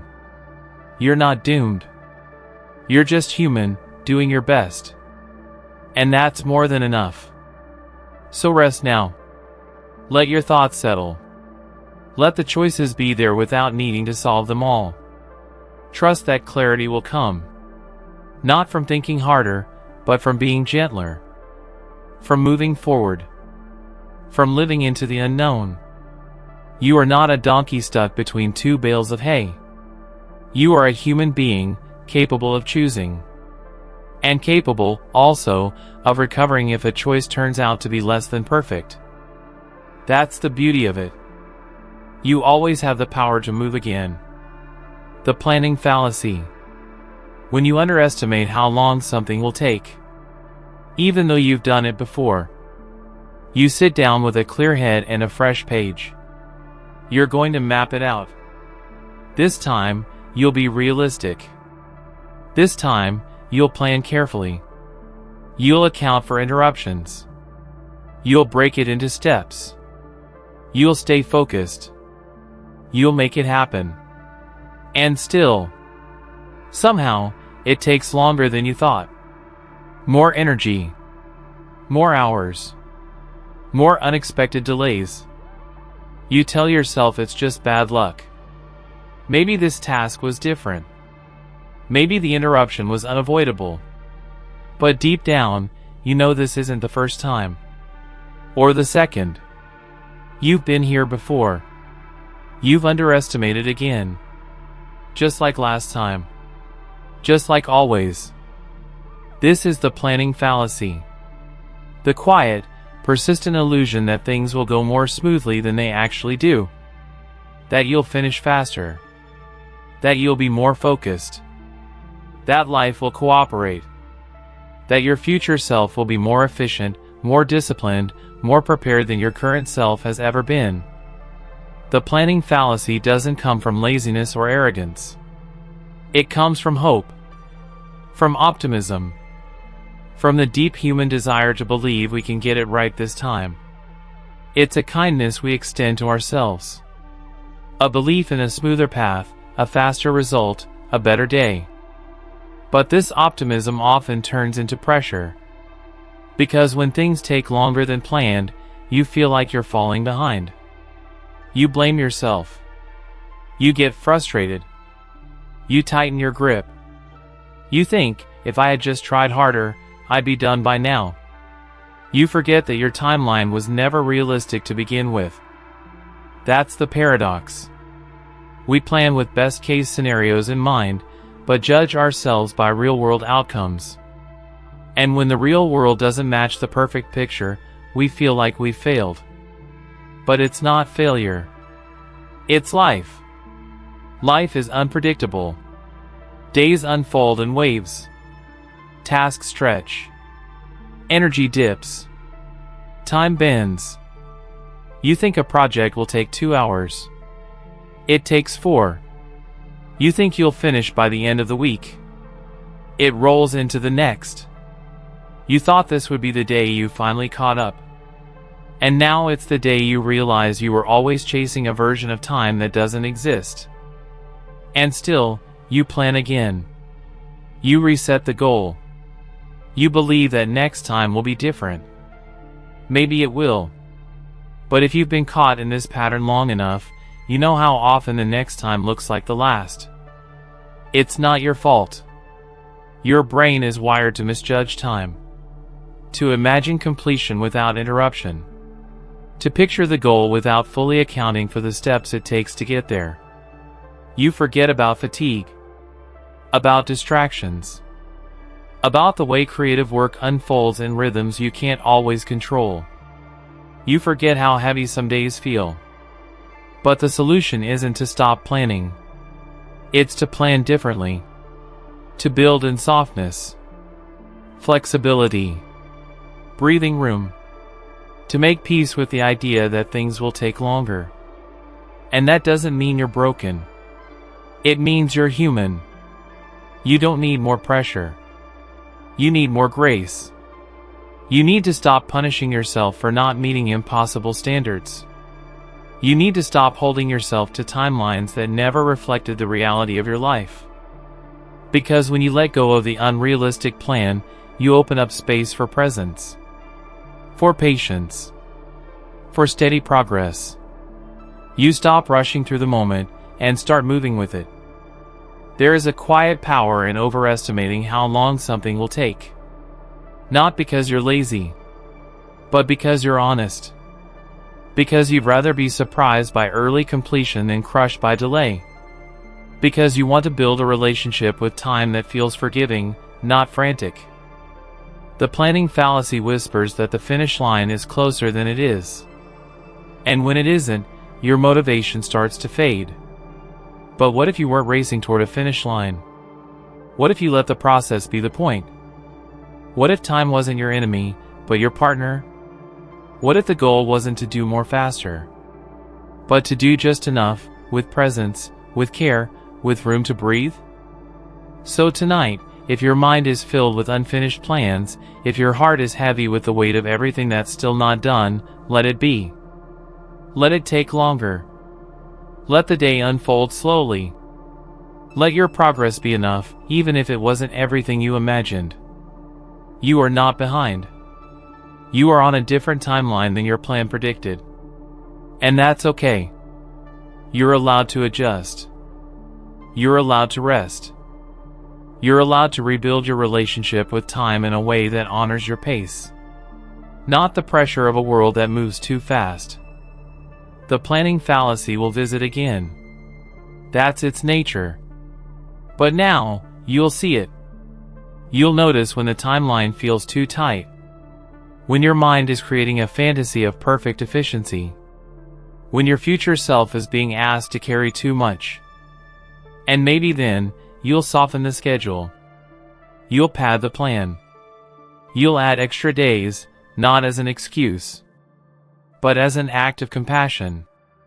You'll give yourself more time to do less, and feel better doing it. Because less pressure leads to more progress, and more patience leads to more peace. So rest now. The plan can wait. The to-do list is not the truth of your worth. The timeline is not a reflection of your value. You're doing your best, and your best doesn't need to be fast. Let this moment be slower than expected. Let it be quieter. Let it be enough. The decision paradox. When making a decision to gain clarity only creates more confusion. You reach a crossroads. It could be something small, something as ordinary as what to do with your evening. Or it could be something much bigger. A job, a relationship, a new path, a new life. You tell yourself you need to decide. You tell yourself that once you choose, things will settle. That clarity will come. That you'll finally feel at peace. But as you stand there, looking at your options, the peace doesn't come. The longer you wait, the more the pressure grows. The more you weigh your choices, the more tangled they become. One moment you're sure of your answer. The next, it slips through your hands. You change your mind. You second guess. You replay the same possibilities in your head again and again. This is the decision paradox. The strange phenomenon where making a decision is supposed to relieve your uncertainty, but instead, it can intensify it. You thought choosing would simplify things. But now, the act of choosing has become its own kind of weight. A burden you carry into your mornings. A cloud you can't clear from your evenings. You want to do the right thing. You want to make the right move. You want to avoid regret. And so, you treat your decision like a test. As if one option is secretly better. As if one choice will lead to peace and the other to pain. But the more you try to find that perfect answer, the more elusive it becomes. Because decisions are rarely about certainty. They're about direction. About movement. About saying, I don't have all the answers, but I'm choosing this anyway. But that kind of courage takes trust. Not in the outcome, but in yourself. We like to believe that if we think long enough, if we analyze deeply enough, if we gather enough information, the right answer will reveal itself like a light turning on in a dark room. But more often, it doesn't. Because life isn't math. It doesn't always add up. Most decisions aren't black and white. They're gray, complex, messy, full of unknowns. And the truth is, some part of you will always wonder what might have happened if you chose differently. That doesn't mean you made the wrong choice. It just means you're human. With a mind that imagines. With a heart that remembers. With a soul that dreams of every path, even the ones you didn't take. That's the real challenge. Not choosing, but living with your choice. Holding the weight of commitment in one hand, and the ache of what if in the other. And still walking forward. Still trusting that whatever path you chose, it can be made meaningful. That meaning isn't found in the choice itself, but in how you move through it. The decision paradox teaches us that clarity doesn't always precede action. Sometimes, it follows it.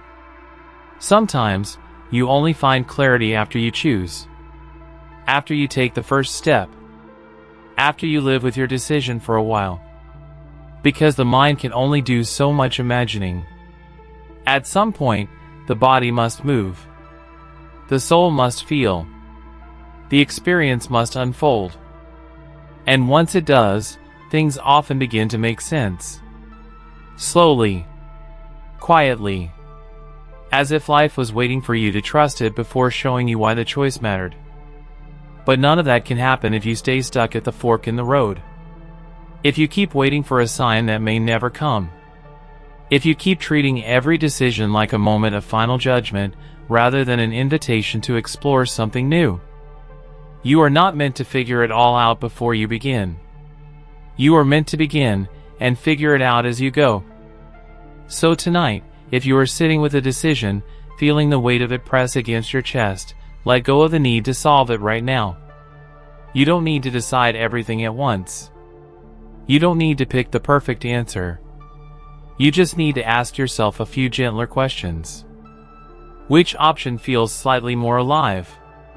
Which one feels like curiosity rather than fear? Which path feels like a quiet yes, even if it's scary? And once you hear the whisper, trust it. Even if it's not loud. Even if it's not crystal clear. Even if your doubt is still nearby. Because real decisions aren't made in perfect stillness. They're made in motion. In breath. In the soft space between knowing and not knowing. Between fear and desire. Between logic and longing. You won't get it all right. You're not supposed to. But you will learn. You will grow. You will carry the lessons of your choices like small stones in your pocket. Weighty, grounding, meaningful. Even the choices that didn't lead where you thought they would. Especially those ones. Let go of the myth that there's one correct answer. Let go of the belief that the right decision will feel easy. Some of the best choices come with heartache. Some of the most meaningful paths are the ones we doubted most. What matters is not which road you pick. What matters is that you walk it with presence. With care. With the willingness to meet what it brings. And if you ever need to choose again, you will. Because you are never stuck. You are never too late. You are never one decision away from losing the life that is meant for you. So rest now. Let the decision rest too. Let it sit in your chest without pressure. Let it breathe without urgency. When the time is right, you'll know. Not with certainty, but with enough calm to take one step forward. And that will be enough. The dilemma paradox. When having to choose between two painful options makes it feel like there's no right answer. You come to a moment in life where you're asked to choose. But this isn't a choice between good and bad. It's a choice between two difficult paths. Two uncomfortable options. Two directions where something will be lost, no matter what. This isn't just a decision. It's a dilemma. And in the middle of that dilemma, you feel trapped. You try to weigh the consequences. You imagine every outcome. You wonder what you'll regret more. You search for signs, for clarity, for something that will make one option clearly better than the other. But the more you look, the more you realize what makes this hard is that both options come with cost. There is no clear win. No easy way out. This is the dilemma paradox. The strange emotional logic of impossible decisions. Where the very act of choosing feels like a kind of failure. Because in choosing one thing, you inevitably let go of another. Not because you want to, but because you have to. And no matter which way you lean, a part of you whispers that maybe, just maybe, you're choosing wrong. Dilemmas are different from everyday choices. With normal decisions, you often know what's right. You just have to commit to it. But in a dilemma, both sides pull on you. Both sides carry weight. And so, you end up standing still. Not because you're indecisive, but because you're greeting the loss that will come either way. You think long enough and deeply enough, hoping to find some hidden path, some third option, some clever workaround that lets you avoid the pain. But some moments in life don't offer a painless way forward. Some moments are meant to teach you not how to avoid discomfort, but how to move through it.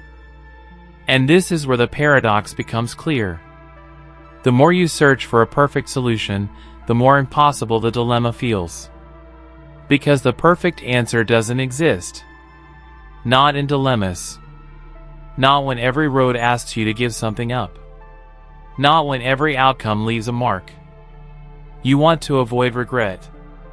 You want to be certain. You want to feel that you made the right call. But dilemmas don't offer certainty. They offer insight. They offer transformation. They offer an invitation to ask, not what will hurt less, but what matters most. Sometimes, it's not about what feels best right now. It's about what aligns with who you're becoming. Sometimes the better option isn't the easier one. Sometimes it's the one that honors your values, your growth, your truth. Even if it leaves you aching for a while. But it's hard to see that clearly when you're in the middle of it. When your heart feels split. When your mind replays every possibility in an endless loop. When fear takes the wheel and starts asking all the wrong questions. What if you choose wrong? What if you let someone down? What if you look back and wish you had chosen differently? You try to answer those questions before they'd even had a chance to become real. You try to outthink the pain. But pain doesn't need to be avoided. Pain can be navigated. Pain, in these moments, is not a sign that something has gone wrong. It's a sign that something matters. You're not choosing between right and wrong. You're choosing between values.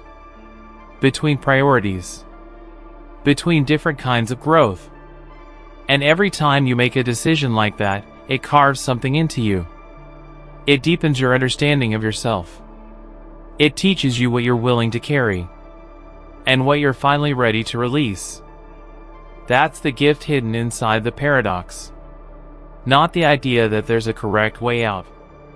But that any decision, made with care, can become the right one over time.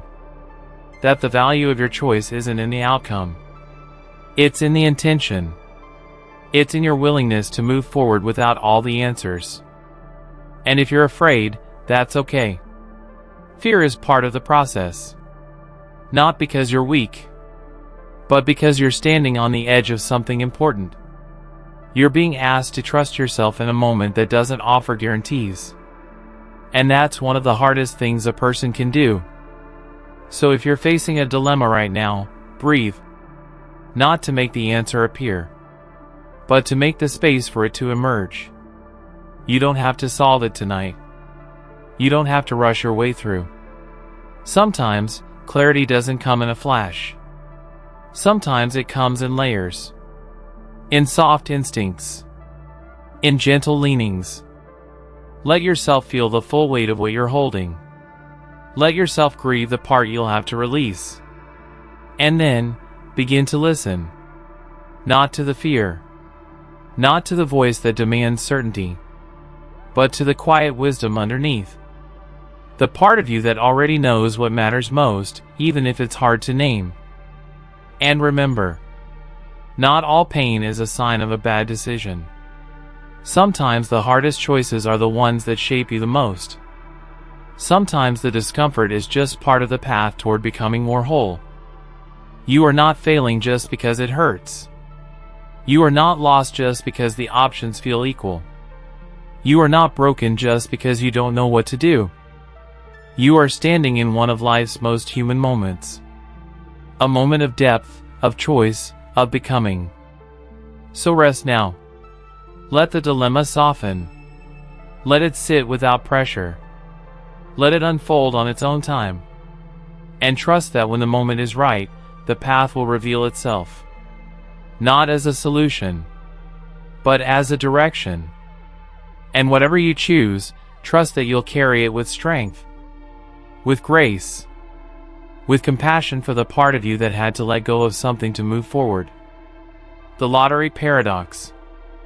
When every individual belief seems rational, but believing all of them together feels absurd. Imagine a lottery. Millions of tickets. Millions of numbers. You know only one ticket will win. Just one. And yet, when you look at any single ticket, it feels completely reasonable to believe that it will lose. The odds are stacked against it. Almost every ticket will fail.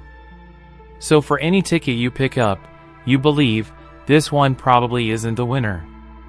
Now imagine repeating that belief across all the tickets.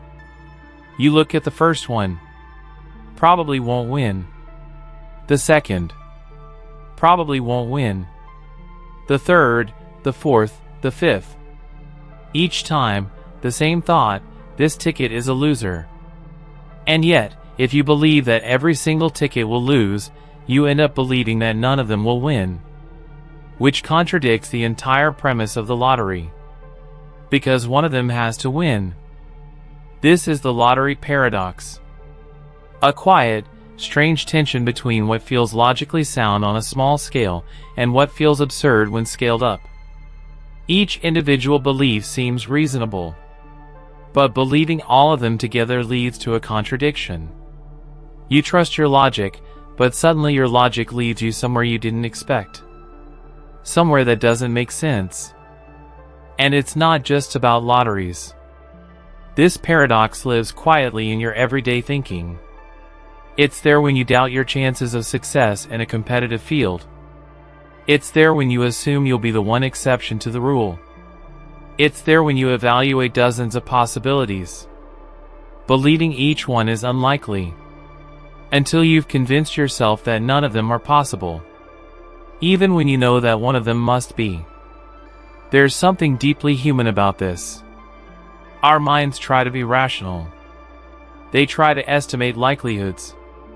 They try to protect us from disappointment by anticipating failure. So we learn to doubt. Not in a loud way, but in subtle, logical increments. We believe one thing is unlikely, then another, until we've slowly talked ourselves out of everything. And yet, life is full of things that were once considered improbable. Full of moments that beat the odds. Full of people who believed they wouldn't make it. Until they did. The paradox is that the world needs someone to win the lottery. But no one believes it will be them. That kind of thinking, rational, careful, safe, can start to limit you. It can make you shrink your possibilities. It can make you ignore your own ticket. You look at your dream, your idea, your hope, and you think, the odds are too small. This probably won't work. I shouldn't expect too much. And yet, someone will succeed. Someone's idea will catch on. Someone will beat the odds. Why couldn't it be you? But it goes even deeper than that. The lottery paradox isn't just about external chances. It's about internal consistency. About the way our beliefs bump into each other when we're not looking. You believe each piece of the puzzle makes sense, but then you step back, and the full picture looks contradictory. And you start to wonder, how often am I doing this in my life? You believe in love. But protect yourself from vulnerability. You believe in change. But fear every disruption. You believe in hope. But expect disappointment. And none of these beliefs are wrong on their own. But when you try to hold all of them at once, something inside you starts to split. You begin to live in contradiction. Trusting and doubting at the same time. Wanting and withholding. Hoping and bracing for impact. And after a while, that tension starts to feel like your natural state. But it's not. It's just the weight of unexamined paradoxes. The lottery paradox is a mirror. It shows us that what feels rational doesn't always lead to truth. That logic has limits. That sometimes, belief requires something more than probability. It requires choice. The choice to believe in something unlikely. The choice to believe in something uncertain. The choice to believe in yourself even when the odds don't guarantee it. Because if you only ever trust the numbers, you'll forget what it feels like to trust your heart. If you only ever believe what's statistically likely, you'll miss the rare and beautiful things that happen every single day. Quietly, unpredictably, miraculously. So tonight, think about all the small beliefs you carry. The ones that say, this probably won't happen. The ones that say, don't get your hopes up. The ones that quietly rule out your own success. Ask yourself, what are these beliefs adding up to? And do they still reflect the life you want to create? Maybe you don't need to believe that everything will work out perfectly. Maybe you just need to stop believing that nothing will. Maybe you just need to leave the door open for something unlikely. Something wonderful. Something you didn't see coming. You are allowed to doubt. But you're also allowed to hope. You are allowed to be realistic. But you're also allowed to dream. You are allowed to know the odds. And still play the game. Because life isn't a perfect equation. It's a story. And stories are built on moments that surprise us. Moments that didn't look likely until they happened.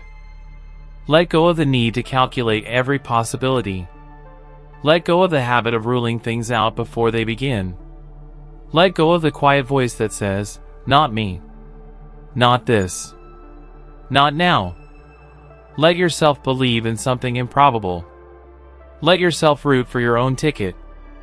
Not because it's guaranteed, but because it's possible. And sometimes, that's enough. The Allais Paradox. When our decisions about risk defy logic, but still feel right, you're offered a choice. A simple game. A chance to win money. The first option gives you a guaranteed reward. Let's say, $1 million. No strings attached. No uncertainty. Just a quiet promise of comfort, of stability, of something you can hold in your hand. The second option offers you a gamble. An 89% chance of winning the same million. A 10% chance of winning even more. And a 1% chance of walking away with nothing. Most people choose the certainty. The sure thing. The safe reward. It feels wise. It feels rational. It feels like the right thing to do. Now imagine a second choice. This time, you're offered two different gambles. One gives you an 11% chance of winning that same $1 million. The other gives you a 10% chance of winning $5 million. Both options come with risk. No guarantees. Just different probabilities. And this time, most people choose the second option. The one with the bigger payoff, even though the chance of winning is slightly lower. But here's where it gets strange. When you line up both choices, the first pair and the second, you realize something's off. The way we choose in the first scenario contradicts how we choose in the second. We prefer certainty over risk at first, but then prefer higher risk for a higher reward later. The logic doesn't line up. This is the Allais Paradox. A quiet contradiction in the way we weigh certainty against possibility. It shows that humans don't always make decisions based on mathematical logic. We make them based on feeling. Based on what seems safe. Based on what gives us the most comfort in the moment. Even when, logically, our preferences don't stay consistent. And the truth is, we're not designed to be purely logical. We're designed to feel.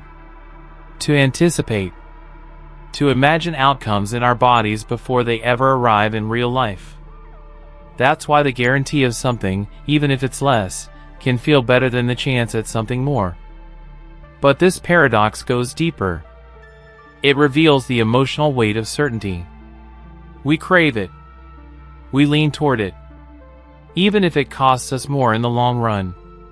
We choose what is known, not because it's better, but because it's safer, more predictable, less risky to our peace of mind. And yet, the moment the certainty disappears, when both choices are framed as risks, we flip. Now, we chase the bigger prize. We're no longer concerned with safety. We're drawn to possibility. We want the most we can get. And we accept the gamble without hesitation. The Allais Paradox doesn't just show us that we're inconsistent. It shows us how context shapes our values. How we can be both risk-averse and risk-seeking within the same breath. Depending on how the question is asked. Depending on how much certainty is on the table. This happens in everyday life. You see a stable job offer. You take it. Even if it pays less. Because it feels safe. You turn down an unpredictable opportunity, even if it might bring more joy. You settle, not because you don't want more, but because you want to know. You want to be sure. You want to sleep at night without wondering what could go wrong. And then, somewhere else in your life, you take a risk. You leap. You spend the money. You chase the dream. Not because the odds are better, but because it feels like the reward is worth the uncertainty. So which version of you is right? That's the paradox. They both are. You are both someone who longs for safety and someone who craves growth. You are both someone who avoids risk and someone who dares to reach. You shift between these selves without always realizing it. And when those versions of you meet in the same room, they don't always agree. You tell yourself you're being rational. But rationality is slippery. It's shaped by framing, by emotion, by mood, by memory. Your logic, moment to moment, isn't as stable as you think. And that's not a flaw. It's human. The Allais paradox invites you to pause and reflect not just on what you choose, but why you choose it. Are you choosing certainty because it brings peace? Or because you're afraid of regret? Are you choosing risk because the reward truly matters? Or because you're chasing a feeling that's never quite enough? There are no right answers. Only more honest ones. And maybe, the real insight isn't in choosing better, but in understanding yourself more deeply. Knowing when you're acting from fear. When you're acting from desire. When you're reacting to the way something is framed rather than to what it really means. Because clarity doesn't always come from logic. It comes from self-awareness. From recognizing your own patterns. From understanding that your decisions don't have to be perfect. They just have to be conscious. So tonight, if you're sitting with a decision, big or small, don't rush toward certainty.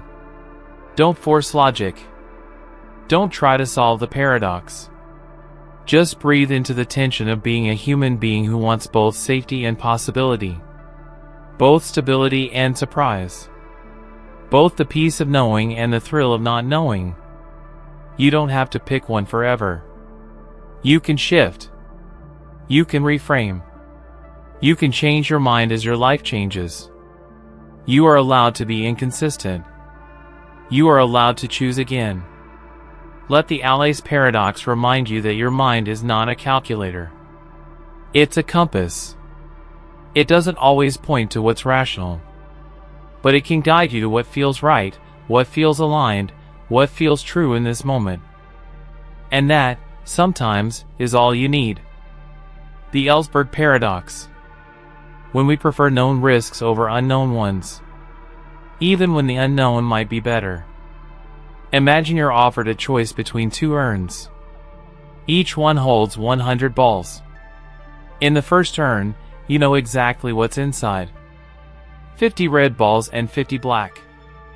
The second urn also contains red and black balls, but you're not told the ratio. Maybe it's 50-50. Maybe it's 90-10. Maybe it's all red, or all black. You simply don't know. Now, the game. You're asked to bet on a color. If the ball drawn matches your chosen color, you win. Do you choose the known urn? The one where the odds are clear? Or do you go with the unknown urn, the one with uncertain contents? Most people choose the first urn. They'd rather deal with the known. They'd rather face a clear risk than an ambiguous one. Even when the probability in the second urn could be the same. Or even better. They still avoid it. This is the Ellsberg paradox. It reveals something fundamental about how humans make decisions. We fear uncertainty more than we fear risk. When we know the odds, even if they're not great, we feel safer. When we don't know, we hesitate. We avoid. We retreat into the comfort of predictability. But that comfort often comes at a cost. In life, many of the most rewarding decisions are based not on known outcomes, but on trust, on instinct, on the willingness to step into the fog and hope something beautiful is waiting on the other side.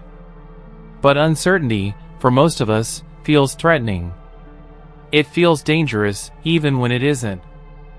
And so we choose the known, the familiar, the path we can measure, the outcome we can calculate.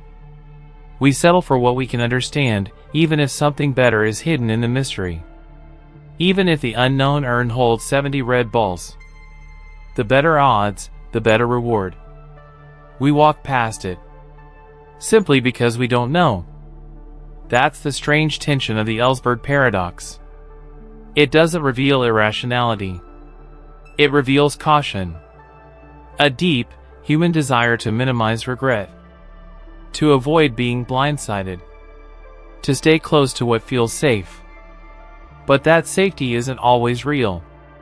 It's emotional, not logical.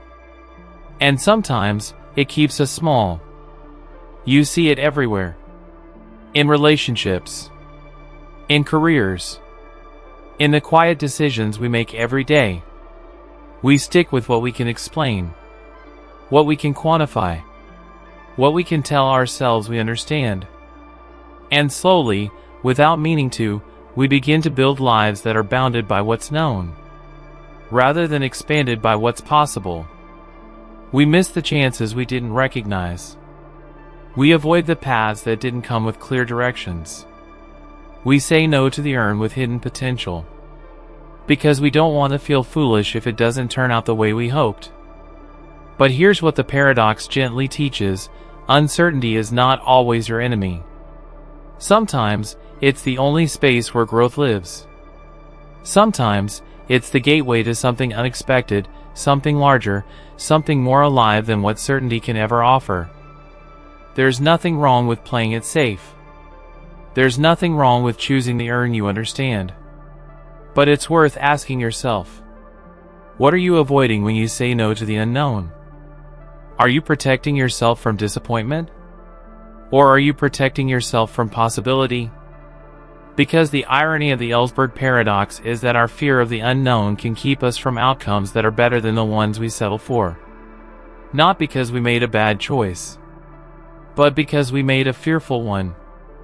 And fear isn't a flaw. It's part of us. But it doesn't always tell the truth. Sometimes, the unknown urn is where your next chapter begins. The idea you didn't fully understand but couldn't stop thinking about. The person who didn't fit the mold but made your heart open in a new way. The move, the risk, the leap that felt like too much until you were already in midair. And then realized you could fly. We crave control. We crave certainty. But real life doesn't come with probability charts. Real life is the second urn. It's the one that asks you to believe before you know. To move before you see the whole path. To trust that sometimes, uncertainty is not a threat. It's an invitation. So tonight, think about what you've been avoiding. Not because it's wrong, but because it's unclear. Not because it's dangerous, but because it's undefined. Think about what might be possible if you said yes to what you don't yet understand. Let go of the need to know everything before you begin. Let go of the belief that safety is always found in numbers. Let go of the illusion that the most rational choice is always the best one. Because sometimes, what you really need is not certainty. Sometimes, what you really need is courage. Courage to explore the second urn. Courage to make peace with not knowing. Courage to live in the space between questions. And still choose, still love, still move forward. The Ellsberg paradox won't disappear. You'll still feel the pull toward clarity. You'll still feel the tension between what's measurable and what's mysterious. But now, you'll recognize it. You'll see it for what it is. Not a barrier, but a mirror. A reflection of your desire to stay safe, and an opportunity to go beyond it. Let that be enough. Let yourself rest in the possibility of not knowing. Let the unknown be a place where something new can begin. The disjunction effect. When not knowing the outcome keeps you from making a choice, even when it wouldn't affect the choice at all. You're faced with a decision. Maybe it's something personal, something professional, something as simple as whether to move forward with a plan, or wait. And it seems like the logical thing to do is delay the decision until you have more information, until you know exactly what the outcome will be, until all the cards are on the table. But here's the strange part. Sometimes, the outcome you're waiting for wouldn't even change your choice. You already know what you'd do if it goes one way.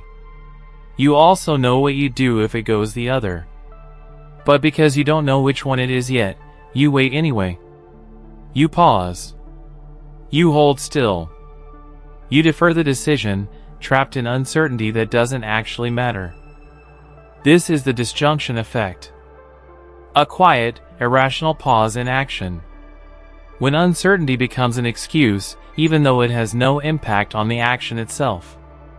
Your mind hesitates, not because the logic doesn't add up, but because the feeling of not knowing creates discomfort. And so, you delay. You avoid. You overthink. And in doing so, you stop yourself from moving forward, even though nothing is truly stopping you. You might recognize it in small things. You think, if I get that email, then I'll decide. If they say yes, I'll move forward. If they say no, I'll move forward too. But I still need to hear it before I can act.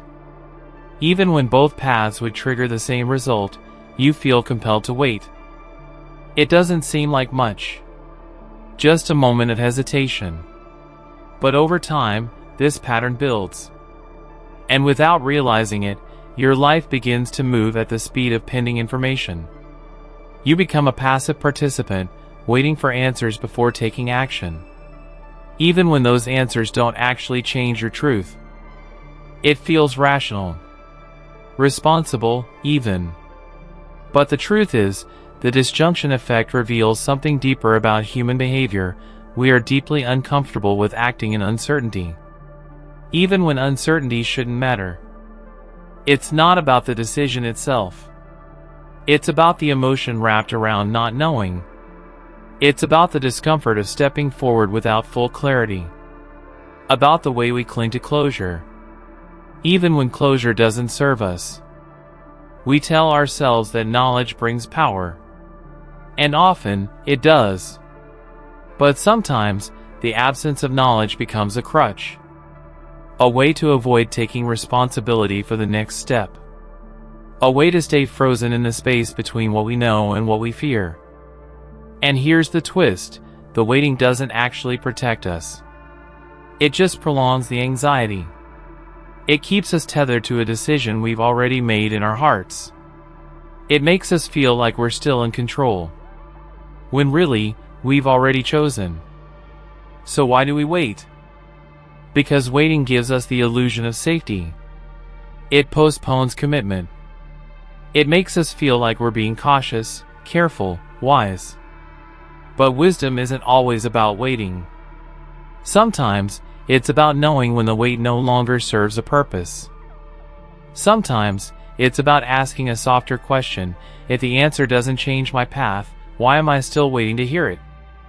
You don't need to know the outcome to take the step you already know you'll take. You don't need certainty to move forward. You only need to trust that the clarity you do have is enough. The disjunction effect is a mirror. It shows us the space where fear lives. Not of the unknown, but of acting while the unknown remains. It shows us how much weight we give to closure, even when it's irrelevant. And once we see it, we begin to reclaim our power. Not by solving the uncertainty, but by moving anyway. Think about the choices in your life that have been paused. Not because they're hard, but because something else hasn't happened yet. Think about how often you've waited for a signal, even when you already knew what the signal would tell you. Think about the stillness that comes from fear disguised as patience. And then ask yourself, am I waiting because I need to? Or because I'm scared to move without certainty? You don't have to rush. You don't have to act before you're ready. But you are allowed to move without all the answers. You're allowed to trust your own clarity, even when the world hasn't caught up to confirm it. You're allowed to act from alignment, not approval. Because the truth is, many of life's best decisions are made in imperfect light. Many of the most important steps happen without knowing where they'll lead. You take the job. You end the relationship. You start the project. You speak the truth. Not because everything is clear, but because you are clear enough. So tonight, let the waiting fall away. Let the urge to delay dissolve. Let the need for one more piece of information be replaced by the quiet strength of what you already know. Let yourself move. Not recklessly. Not carelessly. But confidently. Knowing that even if the outcome is still uncertain, your direction is not. You are not trapped by unknowns. You are not beholden to every future detail. You are not required to pause just because you don't have a full picture. You have enough to begin. And beginning, even without perfect knowledge, is often what creates the very clarity you were waiting for. The mere exposure paradox. When the more familiar something becomes, the more we like it. Even if it's not good for us. You see something once. It's unfamiliar. New. You don't know how to feel about it. It doesn't quite land. Then you see it again. And again. And slowly, your resistance softens. You start to accept it. Then prefer it. Then crave it. Not because it changed, but because it became familiar. This is the mere exposure effect. A well-studied psychological truth that the more we're exposed to something, the more we tend to like it. But within that truth lives a quiet contradiction. Because the more familiar something becomes, the more we begin to mistake it for something meaningful. Something valuable. Something we want. Even if we don't. And this is where the mere exposure paradox begins to unfold. We grow attached to what's familiar, even when it's not aligned with what's good for us. We gravitate towards songs we've heard too many times. Toward stories that repeat themselves. Toward habits we once questioned but no longer notice. We stay with routines that feel stale. We hold on to relationships that have grown quiet. Not because they're fulfilling, but because they feel known. There's comfort in familiarity. It asks less of us. It feels safe. It feels easier to stay than to change. And so we do. We stay. We repeat. We settle into patterns, not always because they're right, but because they've become part of us. But sometimes, what's familiar isn't healthy. Sometimes, what we've seen the most isn't what we actually want. Sometimes, we're clinging to comfort at the cost of growth. And the line between loyalty and inertia becomes hard to see. You may find yourself drawn to things simply because you've seen them often. A way of thinking. A type of person. A daily rhythm. A limiting belief. It feels right. Not because it is. But because you've been near it for so long, it feels like home. And yet, home isn't always where you're meant to stay. Familiarity is not the same as alignment. Repetition doesn't equal truth. You can spend years walking circles around a life that fits like a glove, but doesn't hold your potential. You can love something because it's close, even when it's keeping you small. That's the paradox. The more we are exposed to something, the more likely we are to mistake it for love, for safety, for truth. And the longer we stay, the harder it is to tell the difference. You start to confuse routine with identity. You start to believe that just because it feels normal, it must be right. That if it didn't belong in your life, it wouldn't be here. That your preference must reflect your purpose. But preference is not always conscious. Sometimes it's a side effect of exposure. Sometimes it's just a rhythm your brain got used to. And that's okay. That's human. But it means we must be gentle with ourselves when we realize we've outgrown what we've gotten used to. You don't have to feel guilty for loving what once fit. You don't have to apologize for needing something new. But you do have to notice when familiarity has become a form of resistance. When it's keeping you somewhere you no longer want to be. It's easy to stay in the loop. To choose the familiar path. To say yes again, even when your heart whispers no. But change requires a different kind of attention. It asks you to look past what you've seen the most. And toward what you haven't fully met yet. Because new things, real things, can feel strange at first. Sometimes what you deeply desire will feel awkward before it feels natural. Sometimes what's good for you won't feel comfortable at all. Until you've made space for it. The mere exposure paradox teaches us that our minds don't always know the difference between love and repetition. Between value and visibility. Between what we want and what we've simply gotten used to. So how do you move forward? Not by forcing yourself to like something new. Not by abandoning all that's familiar. But by checking in. By asking, do I love this, or am I just used to it? Do I choose this, or am I defaulting to it? Do I want this, or is this just what's been nearby for long enough to feel normal? There's no shame in realizing that something familiar no longer serves you. In fact, that awareness is a form of freedom.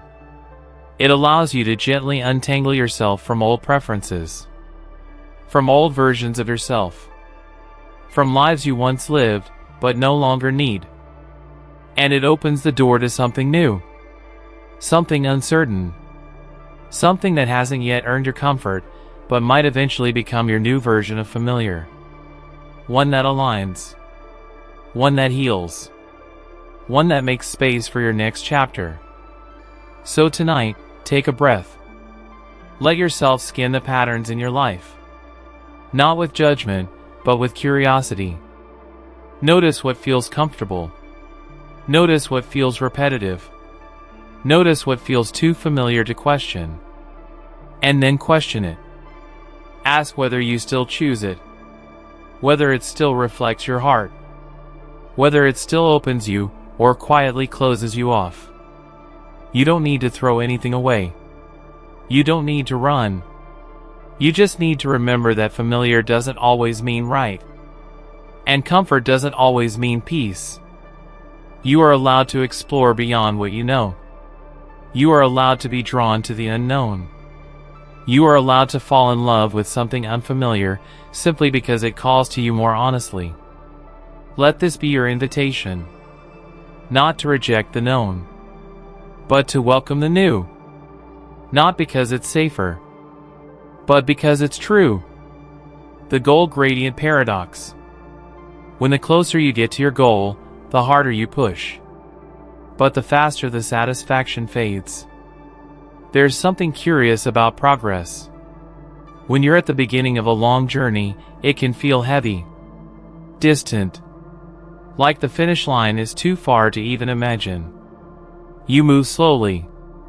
You pause often. You wonder if it's worth it. But then something shifts.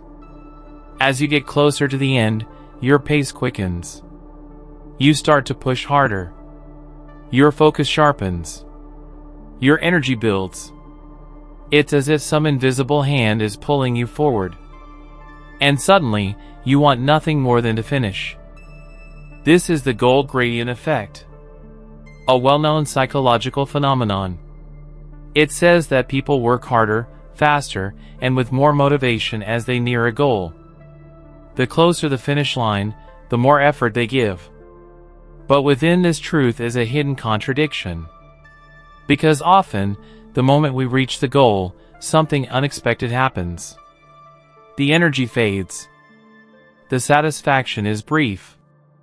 And we're left wondering why the feeling we chased so hard didn't last longer. That's the goal gradient paradox. The closer we get to our goals, the more motivated we feel, but the faster the joy of completion slips away. It happens in small ways. You're working toward a deadline. You feel yourself pushing harder than ever, sprinting toward the last page, the last hour, the last task. And then it's done. Just like that.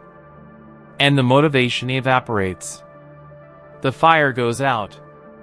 What once pulled you now leaves you standing still, staring at the empty space where the goal used to be.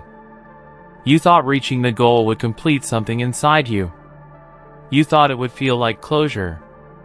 Like accomplishment. But often, it just feels like a pause. A dip. A silence that wasn't in the plan. The momentum that carried you forward has nowhere left to go.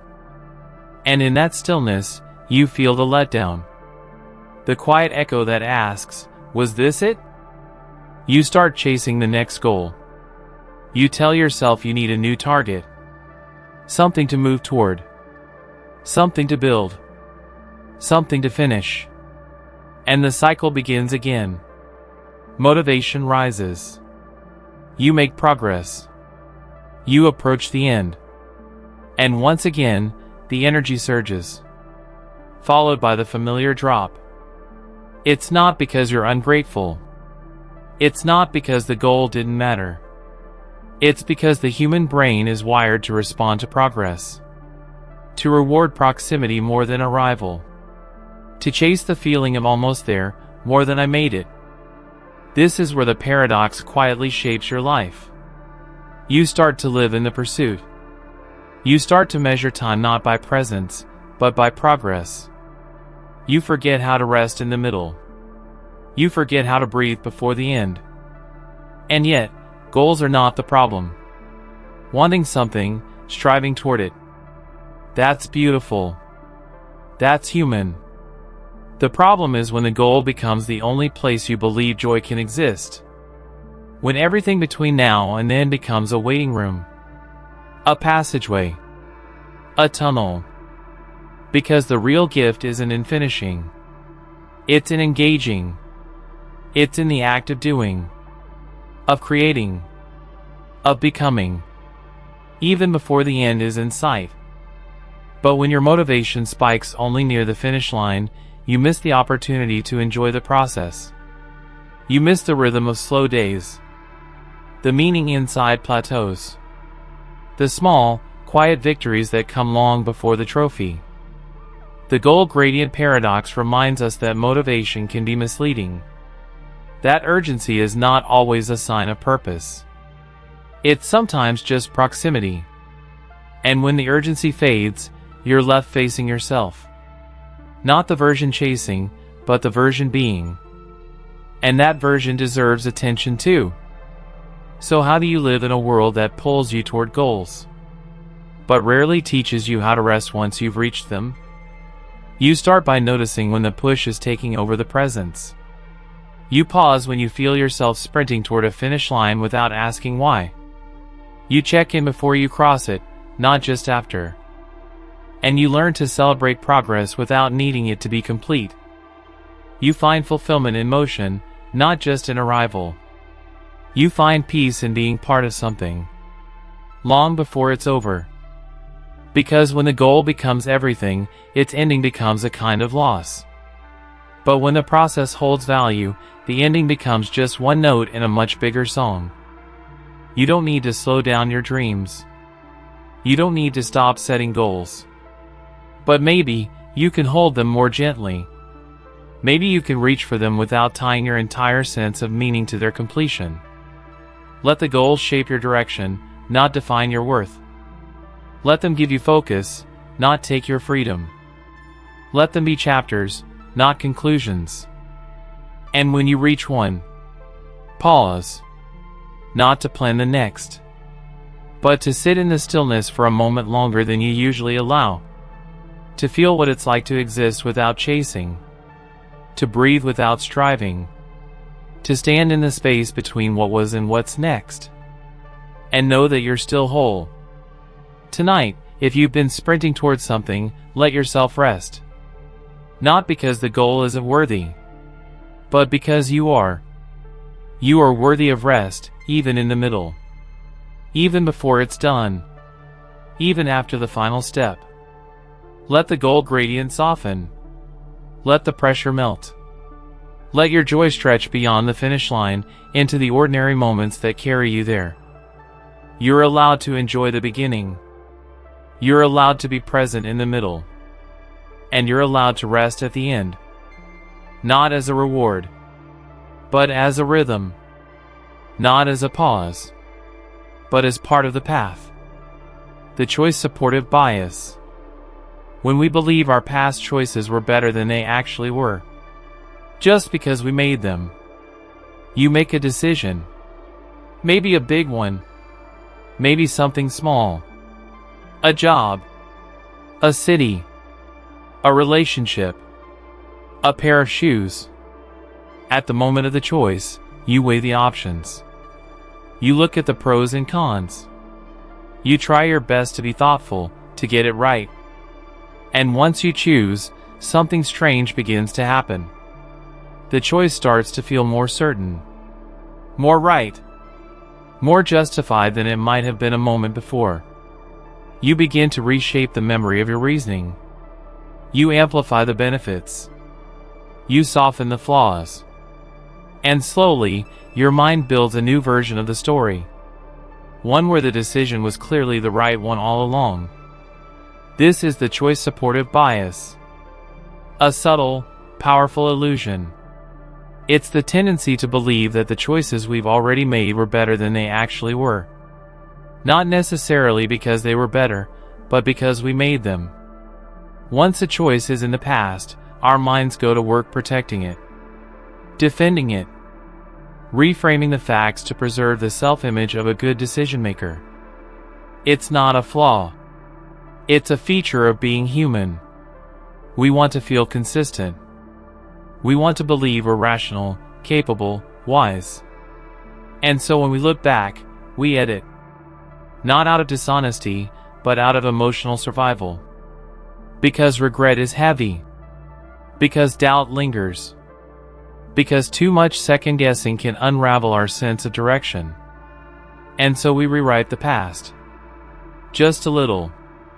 We inflate the upsides. Downplay the trade-offs. We remember the choice as being more aligned, more successful, more obvious. Even when it wasn't. Even when we know, deep down, that there was hesitation. That there were consequences. That maybe it didn't turn out exactly the way we imagined. That's the paradox. We distort our memory to support our own choices. And that distortion gives us comfort, but it can also trap us. Because sometimes, the same bias that shields us from regret also shields us from truth. From growth. From the clarity to make better choices next time. You may stay in a situation longer than you should. Not because it's still right, but because you've convinced yourself that it once was. You may defend a past decision, not out of honesty, but out of habit. You may overlook new facts, new feelings, new opportunities. Because you've already committed to the version of yourself who said yes. And so, your identity becomes attached to your past choices. They aren't just decisions. They're part of your story. To question them would feel like questioning yourself. To revise them would feel like unraveling who you are. But what if that wasn't true? What if questioning your past choices didn't make you inconsistent, but evolving? What if changing your mind wasn't failure, but freedom? The choice supportive bias exists because we crave stability. But real stability doesn't come from clinging to old decisions. It comes from being honest about where you are now. You're not the same person you were when you made that choice. You've changed. The context has changed. The information has changed. What once made sense may no longer serve you. And that's okay. Letting go of a past choice doesn't mean you were wrong. It means you're paying attention. It means you're willing to update the story. Not to erase the past, but to make room for a more accurate present. But that's hard to do. Because admitting that something you once chose no longer fits can feel like betrayal. Like loss. Like disloyalty to the version of yourself who tried so hard to choose well. And so, we cling. We explain. We rationalize. We say, it wasn't perfect, but it was still the best choice at the time. And sometimes that's true. But sometimes, it's just a way to keep ourselves from having to look too closely. The choice-supportive bias keeps us from the discomfort of doubt.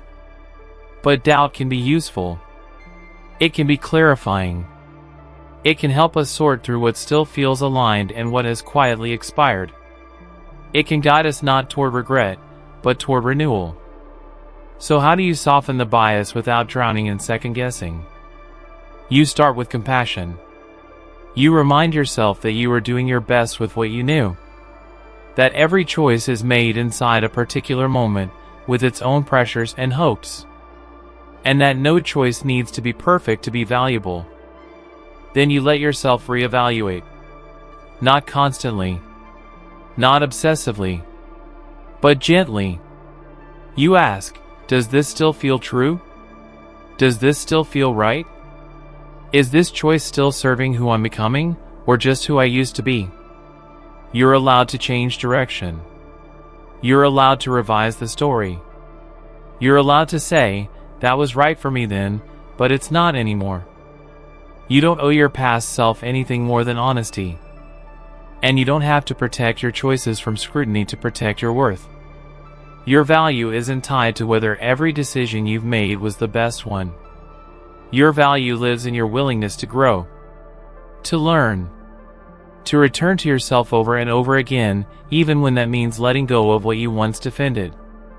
Tonight, if there's a choice you're holding on to, maybe too tightly, ask yourself if it's because it still feels right, or just because you once said yes to it.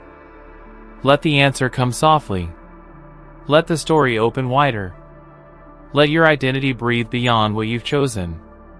You are not your decisions. You are the awareness that moves through them. The choice-supportive bias will always be there. A quiet voice saying, you made the right call. And sometimes, that voice brings peace. But other times, you'll need to look past it. Not to chase perfection. Just to make space for truth. Let this be the night you allow your story to shift. Even slightly. Let the past be part of you. But not all of you. Let your current clarity speak just a little louder than your need to defend what came before. And then, rest. You've made so many choices. You've carried so much weight. Let yourself exhale. Let yourself begin again. The paradox of control. When trying to control everything only makes you feel more out of control. You make a plan. You set the rules. You check every detail. You prepare for every outcome. You want to feel safe. Steady. Certain. So you build walls around your day. Around your mind. Around your life. You try to anticipate the unexpected. You rehearse your responses. You tighten your grip. Not because you're rigid, but because you're afraid of being caught off guard. Control feels comforting. It gives shape to the unknown. It creates boundaries around chaos. And for a while, it works. Your life fits inside a schedule. Your mind settles into routines. You tell yourself, if I can just keep everything in order, nothing will fall apart. But something always slips through. The meeting runs late. The weather changes. The person doesn't respond. The body aches in a way you didn't expect. And suddenly, the world doesn't follow the script. And your grip tightens. You feel frustration rise. Anxiety creeps in. Not because something terrible happened, but because it didn't happen the way you planned. This is the paradox of control. The more control you try to gain, the more fragile you feel. Because control can never be absolute. Life doesn't follow plans. People don't follow scripts. Emotions don't always wait their turn. The more you try to manage every detail, the more painfully aware you become of everything you can't manage. And so, control turns into a trap. You try harder. You double-check. You micromanage. You overthink. But instead of bringing peace, it creates pressure. It makes your world smaller. Less spontaneous. Less alive. It turns ordinary uncertainty into something threatening. And it turns you into someone constantly bracing. At first, control looks like strength. But often, it's fear in disguise. Fear of what might happen. Fear of being vulnerable. Fear of losing your footing. And so you overcompensate. You organize. You predict. You prepare. Not realizing that in trying to escape the chaos, you're also escaping the possibility of ease. Because the truth is, some of the most meaningful moments in life arrive unannounced. Unscripted. Out of order. Some of the most beautiful changes come from what you didn't plan. The spontaneous laugh. The unexpected friendship. The trip that didn't go right but ended up just right. Control doesn't leave much room for wonder. And the irony is, the more you need to feel in control, the less control you feel. Because life keeps proving it doesn't work that way. And every time it does, it rattles your sense of safety. Every deviation feels personal. Every disruption feels like failure. You don't just lose control. You lose trust. But what if the opposite were true? What if safety doesn't come from controlling the world, but from releasing the need to? What if peace isn't about holding tighter, but about loosening your grip? You can still care. You can still plan. You can still do your best. But you can do all of that without expecting certainty in return. You can move through the world with openness instead of armor. You can say, "This is what I hope for. But I'm okay if it changes." That's not giving up. That's not losing control. That's redefining it. Because real control isn't about eliminating uncertainty. It's about your ability to respond with grace when uncertainty shows up. It's about resilience, not rigidity. Adaptability, not domination. There's strength in letting go. In trusting that you can handle life without needing to predict every outcome. In believing that even if things unfold differently, you'll still be okay. Letting go doesn't mean becoming passive. It means becoming present. It means trading your grip for grounding. Your tightness for trust. Your checklist for a breath. So tonight, if you've been carrying the weight of too many plans, let them rest. If you've been bracing for every possibility, let your shoulders drop. You don't need to control everything to be okay. You don't need to know every answer to find peace. You don't need to prevent every mistake to feel safe. Sometimes, peace comes when you finally say, "Whatever happens, I'll meet it when it comes." Sometimes, clarity appears when you stop trying to force it. Sometimes, control is found not in managing every detail, but in managing your response to whatever arrives. You are not powerless when you let go. You are powerful in a different way. You are fluid. You are responsive. You are rooted. Not in rigidity, but in presence. And presence is the only kind of control that lasts. So exhale now. Let the moment be what it is. No edits. No expectations. Just this. Let your thoughts drift like leaves in the wind. Let your plans rest on the shelf. Let your body feel what it feels, without needing to fix it. You are allowed to relax, even in uncertainty. You are allowed to breathe, even when things don't go to plan. And you are allowed to feel safe, not because everything is under control, but because you are meeting life with softness instead of strain. The paradox of control will still visit you. It will still whisper that things will fall apart if you don't stay on top of them. But now, you'll recognize that voice for what it is. Fear, asking for reassurance. And instead of tightening, you can say gently, I'm here. I'm present. I can handle what comes. And in that moment, you'll feel something far better than control. You'll feel calm. The escalation of commitment. The status quo paradox. When staying the same feels safer than changing. Even when change is what you truly need. You wake up each day and follow the same steps. The same routines. The same thoughts circling through your head like familiar constellations. Nothing feels terribly wrong. Nothing feels particularly right either. But there's a rhythm here. A kind of stability. Something you've gotten used to. Something you can rely on. And so, you stay. You stay in the job that no longer excites you. You stay in the relationship that's comfortable but quiet. You stay in the city that fits like an old coat. Worn, familiar, slightly too tight. You stay, not because it's perfect, but because it's known. Because it's yours. Because starting over sounds exhausting. This is the status quo paradox. The more time we spend in a situation, the more reluctant we are to leave it, even if it no longer serves us. Familiarity creates comfort. And comfort convinces us to stay put. To resist disruption. To choose predictability over possibility. Even when the status quo has stopped making us happy. We tell ourselves that change is risky. That it might make things worse. That it's better to deal with what we have than face what we don't know. We convince ourselves that discomfort is normal. That settling is maturity.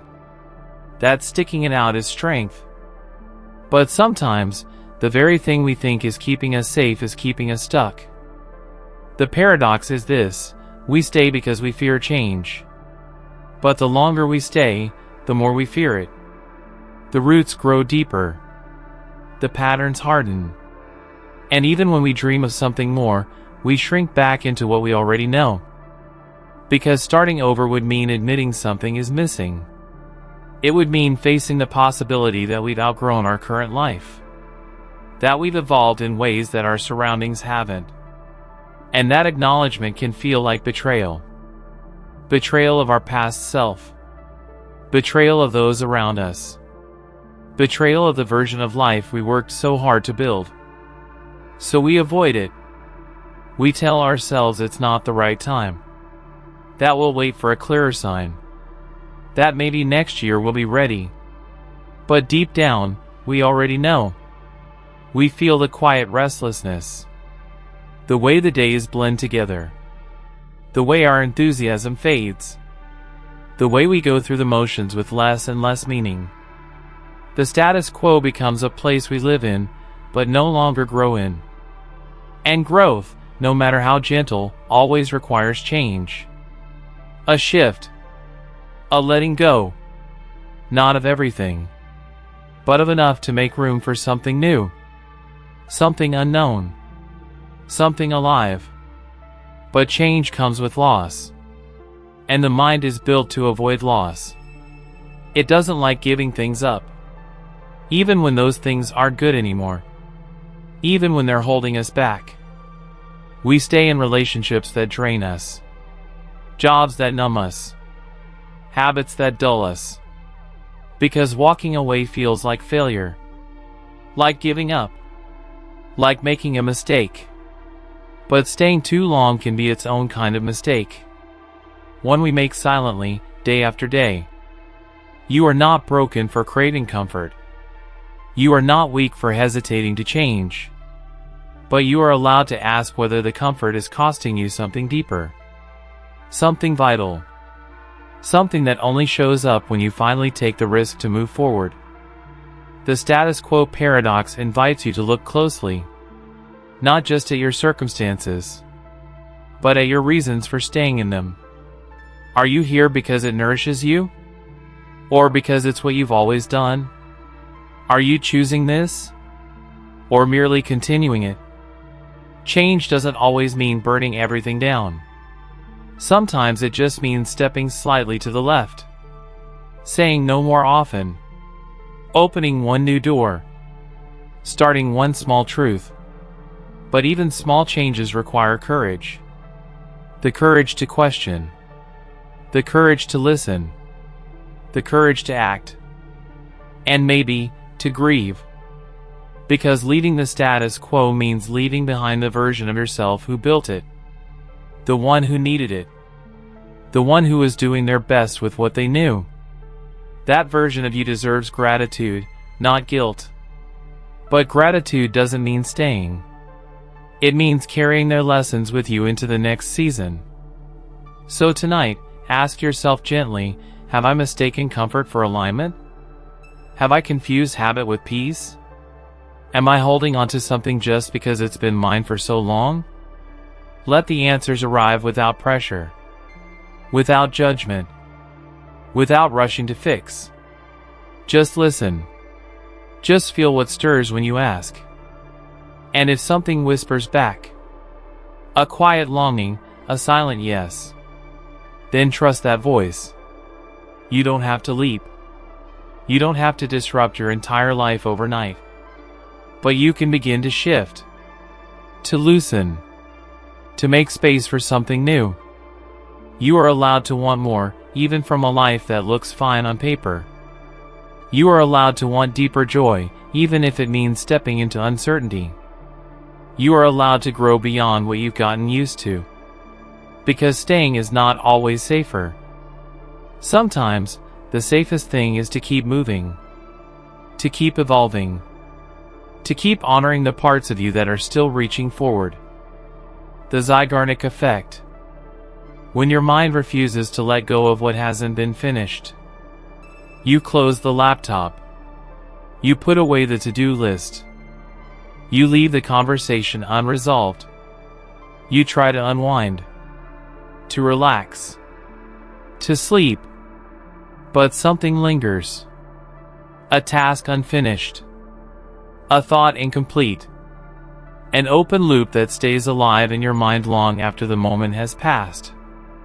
You can feel it in the background. Tugging, whispering, pulling at your focus. Even when you're no longer working on it, it's still working on you. This is the Zeigarnik effect.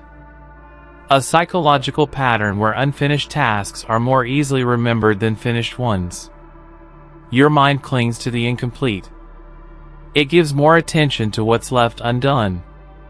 It replays the scenes that haven't closed, the stories without endings, the projects that still sit open, unresolved. You might not even realize it's happening. You just feel the restlessness, the tension, the subtle hum of cognitive noise, the inability to fully be present. Not because something is wrong, but because something isn't done. And that's the paradox. Your brain holds on to incomplete things, not because they matter more, but because they haven't been closed. You can finish 10 things in a day, but if one thing is left hanging, that's the one that echoes into your evening. That's the one that shows up in the quiet. The one that sneaks into your thoughts when you're brushing your teeth, lying in bed, trying to rest. It's not about importance. It's about closure. The unfinished stays active in your working memory, asking for your attention, your energy, your presence. It hijacks your peace. It steals your sleep. And it can make your whole day feel incomplete, even if 90% of it went well. And yet, the mind is trying to help. That's the strange part. The Zeigarnik effect is a survival instinct in disguise. A way for your brain to keep track of what still needs to be done. It's your cognitive reminder system. Primitive, persistent, and a little relentless. It doesn't want you to forget. It doesn't want you to leave something halfway. But in doing so, it makes rest feel impossible. And that's where it can quietly take over. Because the more open loops you carry, the more scattered your attention becomes. Your focus is fragmented. Your peace is postponed. You're always mentally juggling something. Even when your hands are empty. You tell yourself, I'll relax when it's all done. But it's never all done. There's always one more thing. One more message. One more tab open. One more thing you forgot to finish before the day ended. And so, your rest gets delayed. Your mind never fully clocks out. You're living in the shadow of what's incomplete. But here's the twist, finishing everything isn't the answer. Because in life, things are always unfinished. The inbox refills. The house gets messy again. Conversations stay open. Projects evolve. Perfection is not the solution. Intention is. It's not about closing every loop. It's about acknowledging the loop. Making peace with the fact that some things are still in motion. And that's okay. Sometimes, all your brain needs is a plan. A placeholder. A quiet signal that says, this has been noted. It will be handled. It's okay to rest now. When you write something down, your mind lets go a little. When you name what's undone, the tension eases. When you give structure to the vague discomfort, your focus returns. That's the gentle antidote to the Zeigarnik effect. Not frantic completion. Not obsessive overwork. Just presence. Just a pause. Just a quiet moment to tell your mind, yes, this is unfinished. And I'm still safe. I'm still allowed to rest. Because what really drains you is not the work. It's the constant remembering. The inner to-do list repeating itself. The mental energy spent holding everything in the air, all at once. So tonight, if your thoughts feel cluttered, if your sleep feels distant, if your brain keeps circling back to what you didn't finish today, pause. Take a breath. And gently name what's still open. Say to yourself, I didn't reply to that message yet. That task isn't done. That conversation needs closure. But it's okay. I know it's there. I'll come back to it when I can. I'm allowed to rest anyway. You don't need to finish everything to deserve peace. You don't need to solve every problem to feel calm. You only need to stop trying to hold it all in your mind at once. Let some of it land on paper. Let some of it live outside your thoughts. Let your brain feel safe enough to let go. And know this, your worth is not in your output. Your value is not in your productivity. Your peace is not a reward for completion. It is a practice. A choice. A soft rebellion against the voice that says you haven't done enough. You have. Even if some things are still undone. You are allowed to close the day without closing every task. You are allowed to end the chapter even if the book isn't finished.